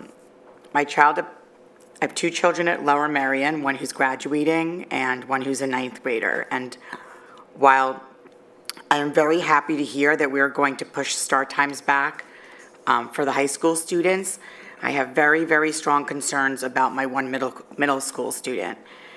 As a person who lives in Wynwood, who has a child who goes to Black Rock, my 11-year-old son gets picked up at 7:20 and is on the bus for 40 minutes in the morning and gets to Black Rock at 8 o'clock. So my middle schooler is getting up before the same time that everybody else is and leaving earlier than his high school sister who goes to private school. And my concern really is that not only does he spend 40 minutes on the bus, and not only does he get up at 6:45, but with this new plan, he's going to get up even earlier because we're putting middle school even earlier. And I'm really concerned about I'm very happy that we're doing this for the high school students, and I think that's wonderful, and I fully support that. But I'm worried that we're actually taking away sleep from the middle school students. And I know that there's no perfect solution, and I know that we have this tiered bus system. So there's really, your hands in some ways are tied. But I really think, like people mentioned before, I remember all the pushback that you guys got from the elementary school parents. But I really think if there's any way to revisit it, I really think that we have to really think very carefully and consider the middle school students, because there's not that much of an age difference between old middle school students and young high school students, and we're talking about the need for adolescents to get sleep, and those middle school students are adolescents. So I'm in favor of this plan because I really do. I'd rather the high school students get more sleep, but I really, really worry about our middle school students. And I see my own child having trouble getting up every morning, And to look at his face and tell him he's going to have to get up even earlier next year really worries me. So I thank you for all the work that you're doing. I know that we're all on the same team here. I just really wanted to tell you, as a person whose child has already a really, really hard time and a long commute to school, that, you know, there's a lot of consideration that we need to take into consideration. That doesn't make sense, but it's late. Thank you. Thank you. Thank you, Ms. Thomas. Ben Driscoll, Holly Manzoni, Lisa Kolish, and Abby Rubin. Good evening. I'm Ben Driscoll. I'm from Wynwood. I have one issue, but first, I do wish you a lot of luck on full-day kindergarten, and I wish you a lot of luck on start time. They are important issues, but I also recognize if they were as easy as turning on a light switch, it all would have been done before any of you were sitting up there. So it's difficult, but I wish you luck. Also, hopefully this will make you laugh, because last Wednesday, I attended a Board of Commissioners meeting, and now here I am, another 3 hours in a meeting, because I think it's important. I think just showing up on your one issue and not understanding the whole doesn't really make much sense. So my singular issue is this which has nothing to do with anything else, is this $500,000 payment that the Lower Merion Commissioners will be seeking from you later this year, 2023, possibly 2024. This payment is based on the improper condition of approval forced upon the school board by the Board of Commissioners as part of the Black Rock Middle School project. At that meeting, Mr. Courtney, Ward 5 Commissioner, stated, quote, "No member of the school board, you, has asked for the money back or brought it to us, to the township, as a potential problem. If there were, that is a conversation I would want to have," unquote. Piggyback into that, this board has an obligation to make payments on valid contracts. You do it all the time, as you did with your list of bills tonight, or you will do when you approve it. But just as important as that obligation is your obligation to not use taxpayer money to pay unenforceable contracts. Since this $500,000 condition of approval violates Pennsylvania Municipalities Code, it is an invalid agreement and you therefore unenforceable. You cannot make that payment. So, Ms. Klein, I apologize for everything you have on your plate. I am asking you to call Mr. Courtney and have this conversation he claims has never happened. Please let him know it's a payment you cannot make for legal reasons. My last point on this is this payment is in itself invalid. So please do not trade it for something else, some other concession somewhere else. It is a nullity. It stands on its own, and it should be disposed of on its own. Thank you. Thank you, Mr. Driscoll. Hello, and thank you for listening to us. My name is Lisa Kolish-Gottesman. I have a son who's now in college, who went to Lower Merion High School and everything before that, and I have a son who's a junior at Lower Merion High School. I'm here to talk about healthy start times, an issue we've been working on since my older child, who's now in college, was in elementary school. It's been a very long time. It's been difficult and disheartening, and I am grateful that we seem to be moving forward in a positive direction, and I'm glad it's finally coming to a vote. I always want to say that you, the school board, showed everyone how capable you are when students' health is at stake during COVID, when from literally one day to the next, everything changed. Like you made it work. You did it. You are capable of making changes and making them quickly when our students' health is at stake. And I ask you to take the same approach with sleep, which we know is critical. This is a mental health crisis that our young people have been in for a long time. And although there are many components of wellness, the most basic and obvious one is sleep. Without an appropriate amount of sleep, nobody can be well, physically or mentally. I want to say that the issue around babysitting, all the parents that I've spoken to who need babysitting help for their elementary school students say it would be better to just have a have help in the afternoon rather than break it up in the morning and the afternoon, and they would rather drop their elementary school kid off at 8 so they can get to work at 8:30 or 9, and then just have one child care issue a day instead of 2. I want to echo something that a few people have said, that I hope this is an iterative process. So I'm for starting with elementary school kids. They're awake, they're energetic, they're ready. But I want to see this move forward. And it's something is better than nothing. Let's start it, and then let's make improvements along the way as we learn, as Radnor has done, and as all the schools. And the RASNC, the Regional the Sleep Committee that's been meeting for years, is a great way to start. They have all the information you're looking for. They've been studying this for 20 years. So mind them. They meet once a month on Mondays. Thank you for listening. Thank you. Holly Manzoni, Abby Rubin, Jan Turish, and then Ruth Jenkin. Good evening, I'm Holly Manzoni, I live in Wynwood. A couple things. Carrie, the Unionville Chad Ford School District did do healthy start time, or earlier start time, later start time. It's late, a couple years ago.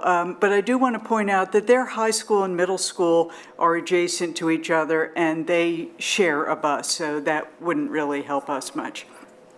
I'd also like to say to Ms. Schaefer, you've done a great job tonight. I really appreciate your stepping in and doing this. I thought you did a wonderful presentation. I particularly liked the start with why. That's something that I like to do. And I think when you consider this whole Oakwell situation, that's really a start with why thing as well. And listening to some of the earlier speakers, why would we be doing this? We really don't need these fields. We can't afford them. You guys obviously have a lot of bigger, weighty issues to address. And then finally, here it is, actually it's almost, well, no, here it is, School Director Recognition Month. And I do want to say thank you to all of you. I know I'm not always the kindest person when I'm standing here, but I do appreciate all the work you're doing. But I think maybe for all of you, and maybe Ms. Schaefer, you could make your jobs a little bit easier if you take this Oakwell thing off the table. You've got other things to be working on. You could save a whole lot of money. You could save a whole lot of legal expense, and maybe then focus on the things that really impact the children's lives. Thank you. Thank you, Ms. Manzoni. Abby Rubin. Jan. Did I say that right? No, sadly, it happens all the time. Proper pronunciation is Jan. I heard Grandfoot was chuckling. It happens every day.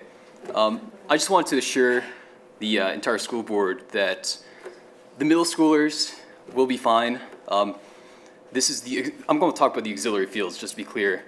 I'm one of 3 boys. I'm from Wynwood, and we all did sports in high school. We did sports in college, and even ended up at the national and, in some cases, my older brother at the international level.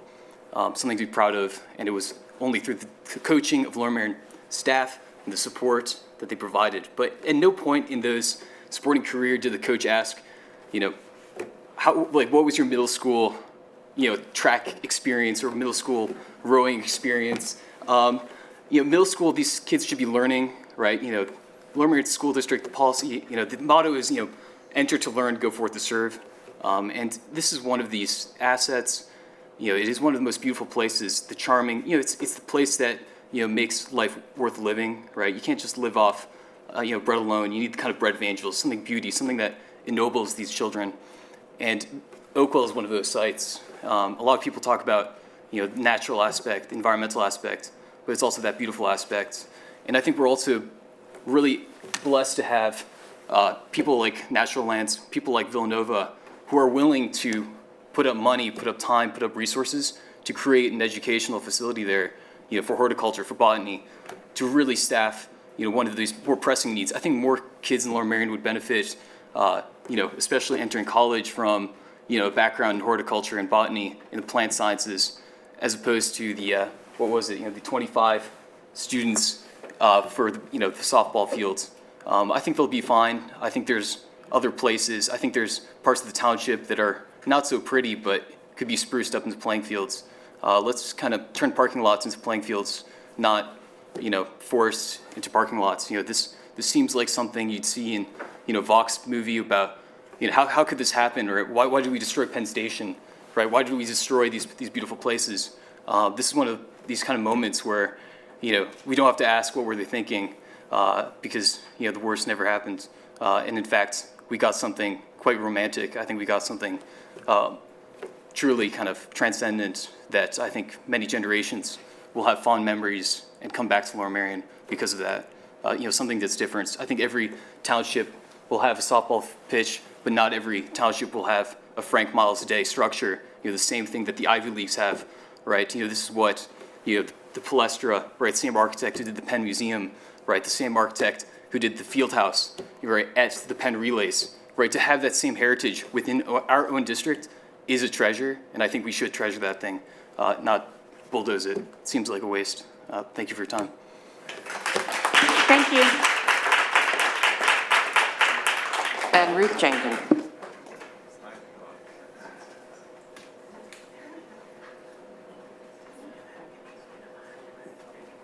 Brought my buddy. Ruth Jenkins, I'm from Wynwood. Mostly, I just want to say that I think you're working much too hard. It's an overwhelming job that you have. And when you were doing the sleep study, you hired people who were specialists in sleep. I think you need to hire a kindergarten specialist to look over this situation. I had presented to the board a building right on Haverford Avenue next to the Penn School that's empty, and it was used as a kindergarten. It has many classrooms and can be used. So I think that you don't have to work as hard as you are. You can get some people who are specialists in kindergarten development to come in and do it. Dr. Pohl is a wonderful presenter, but she's not the researcher. She just puts the information together. Thank you. Thank you, Ms. Jenkins. And that is all we have for the in-person. Ms. Brooks, can you please read any public comments that were submitted via the chat feature? Thank you. Hi, it's Ashley Goodman, Merion Station resident. I have advocated for healthy school start times since I first heard about the initiative when my daughter was a kindergartner at Merion Elementary. She's now in 8th grade, and the idea of high school starting prior to 8 a.m. is mind-boggling. We know science backs adolescents getting more sleep, and considering the mental health issues exacerbated as a result of the pandemic, the time to act is now. Change is not easy, but if we figured out how to run school virtually during the pandemic and are considering full-day kindergarten, we can find solutions as a community and follow the lead of other districts and make it happen.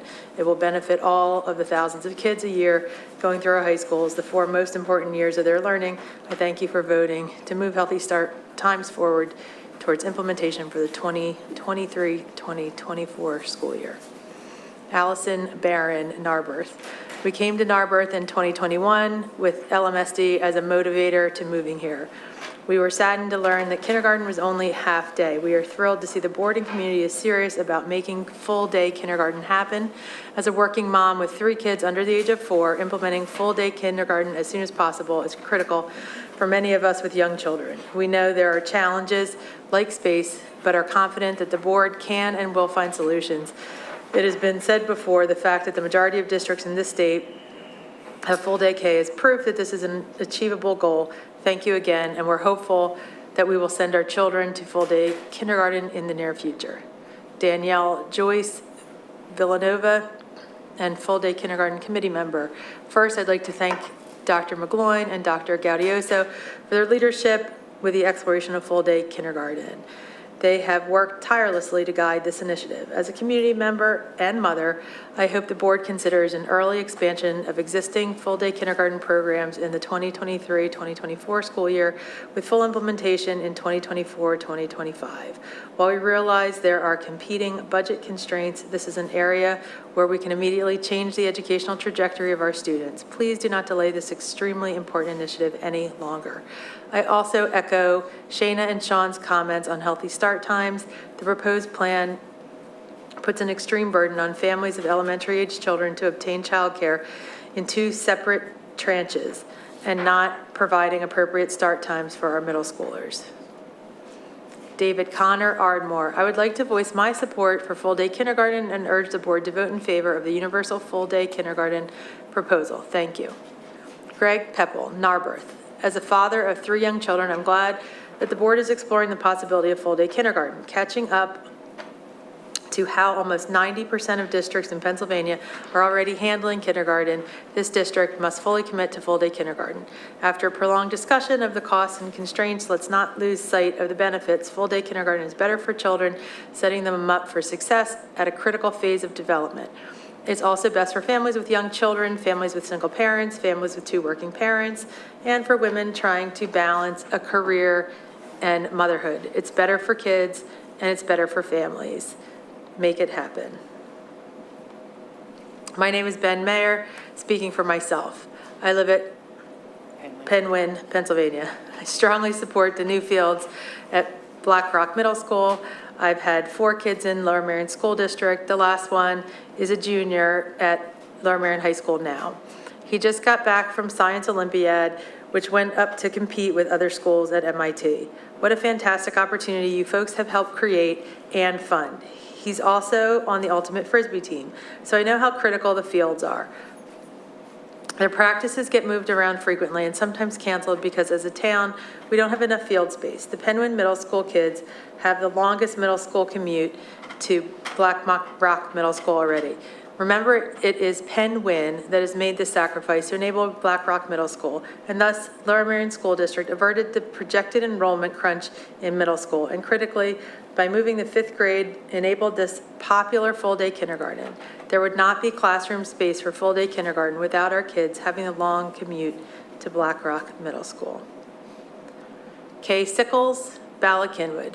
Please address the status of adding lights to the field. Our family is very enthusiastic about a healthy start time for high school. However, if we don't have lights, the fall season and the spring season will suffer greatly. Stacy Kinwood Elementary, parent of 3rd grader. 1st grader and hopefully a 2024 full-day kindergartner. I'm in support of full-day kindergarten and happy this can finally become a reality. Elementary school should begin first 9:20. It's too late of a start time for elementary school students. I'm in favor of Shayna Kalish's proposal of elementary, high school, and then middle school. This is a much better schedule for all age ranges and in the best interest of all children and students.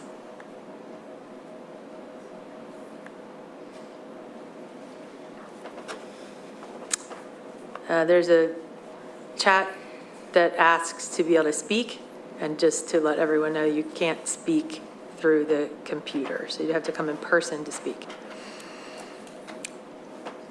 Stacy Greenberg, Bala Kinwood, Kinwood Elementary, parent of a 3rd grader, 1st grade. Just read that same thing, sorry, it's double. Christina Chang, Penn Valley. Thank you for targeting September 2023 for healthy start time changes. I support elementary school, high school, middle school ordering. Joy Smith, Gladwin. Please approve the recommendation for full-day kindergarten. Adrian Seltzer, Wynwood. Full-day kindergarten will end the need for midday bus runs. Not destroying Oakwell will save you enough money to not worry about the budget for full-day kindergarten.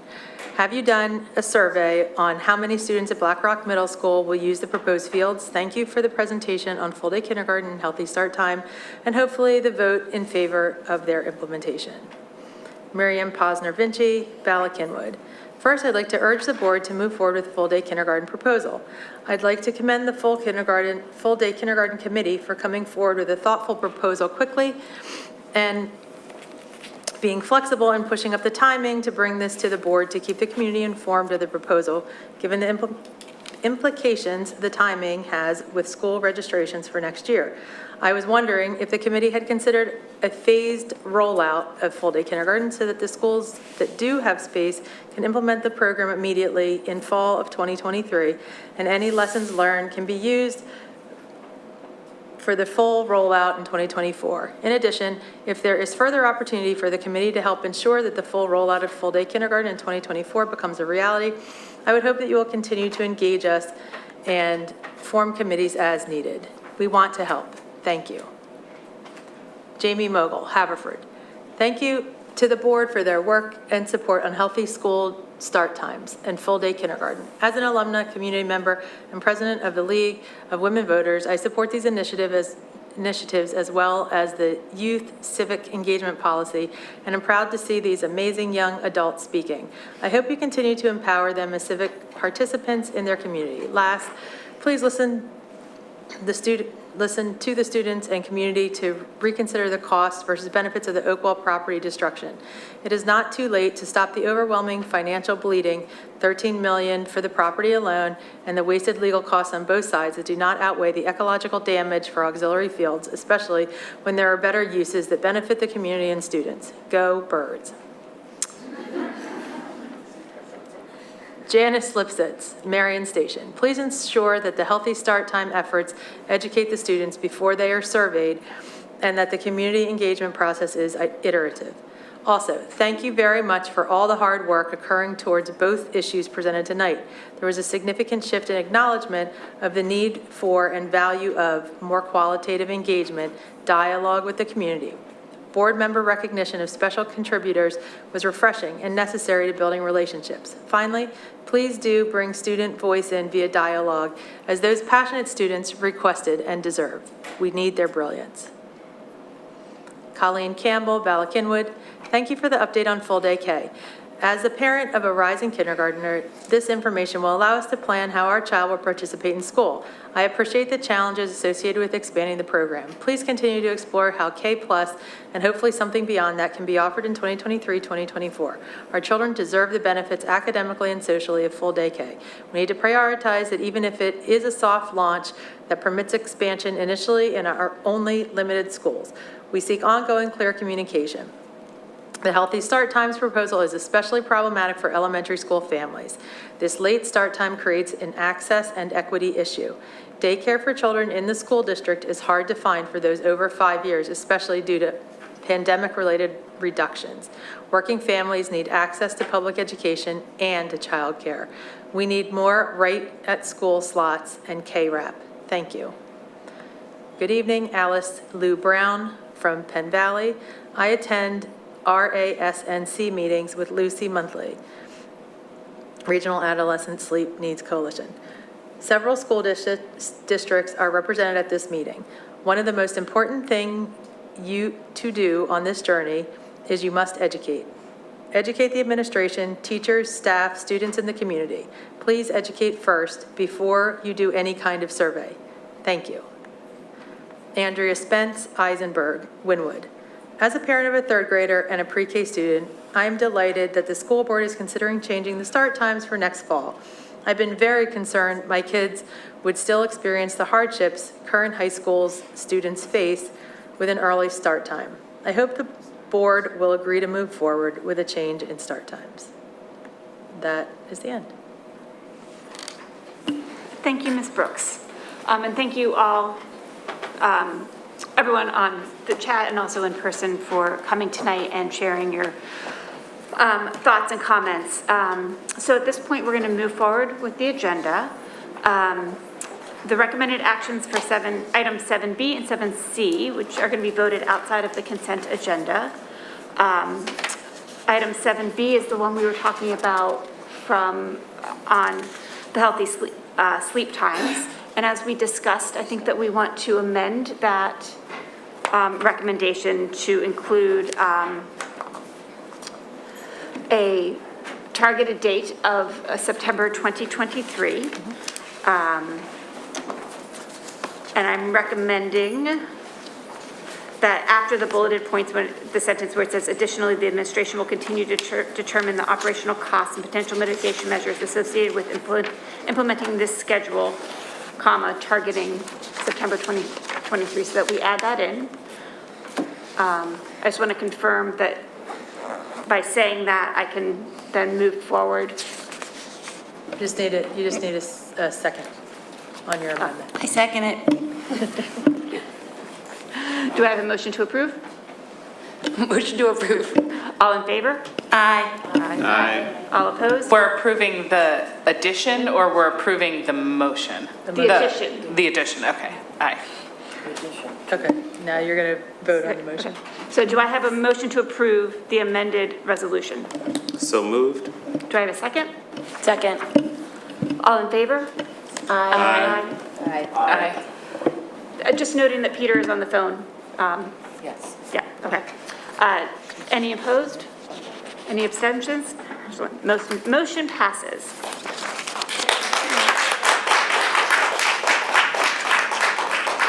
Next is item 7C, the other presentation this evening. The Board of School Directors authorizes the district's administration to move forward with planning for 2024-2025 implementation of universal full-day kindergarten.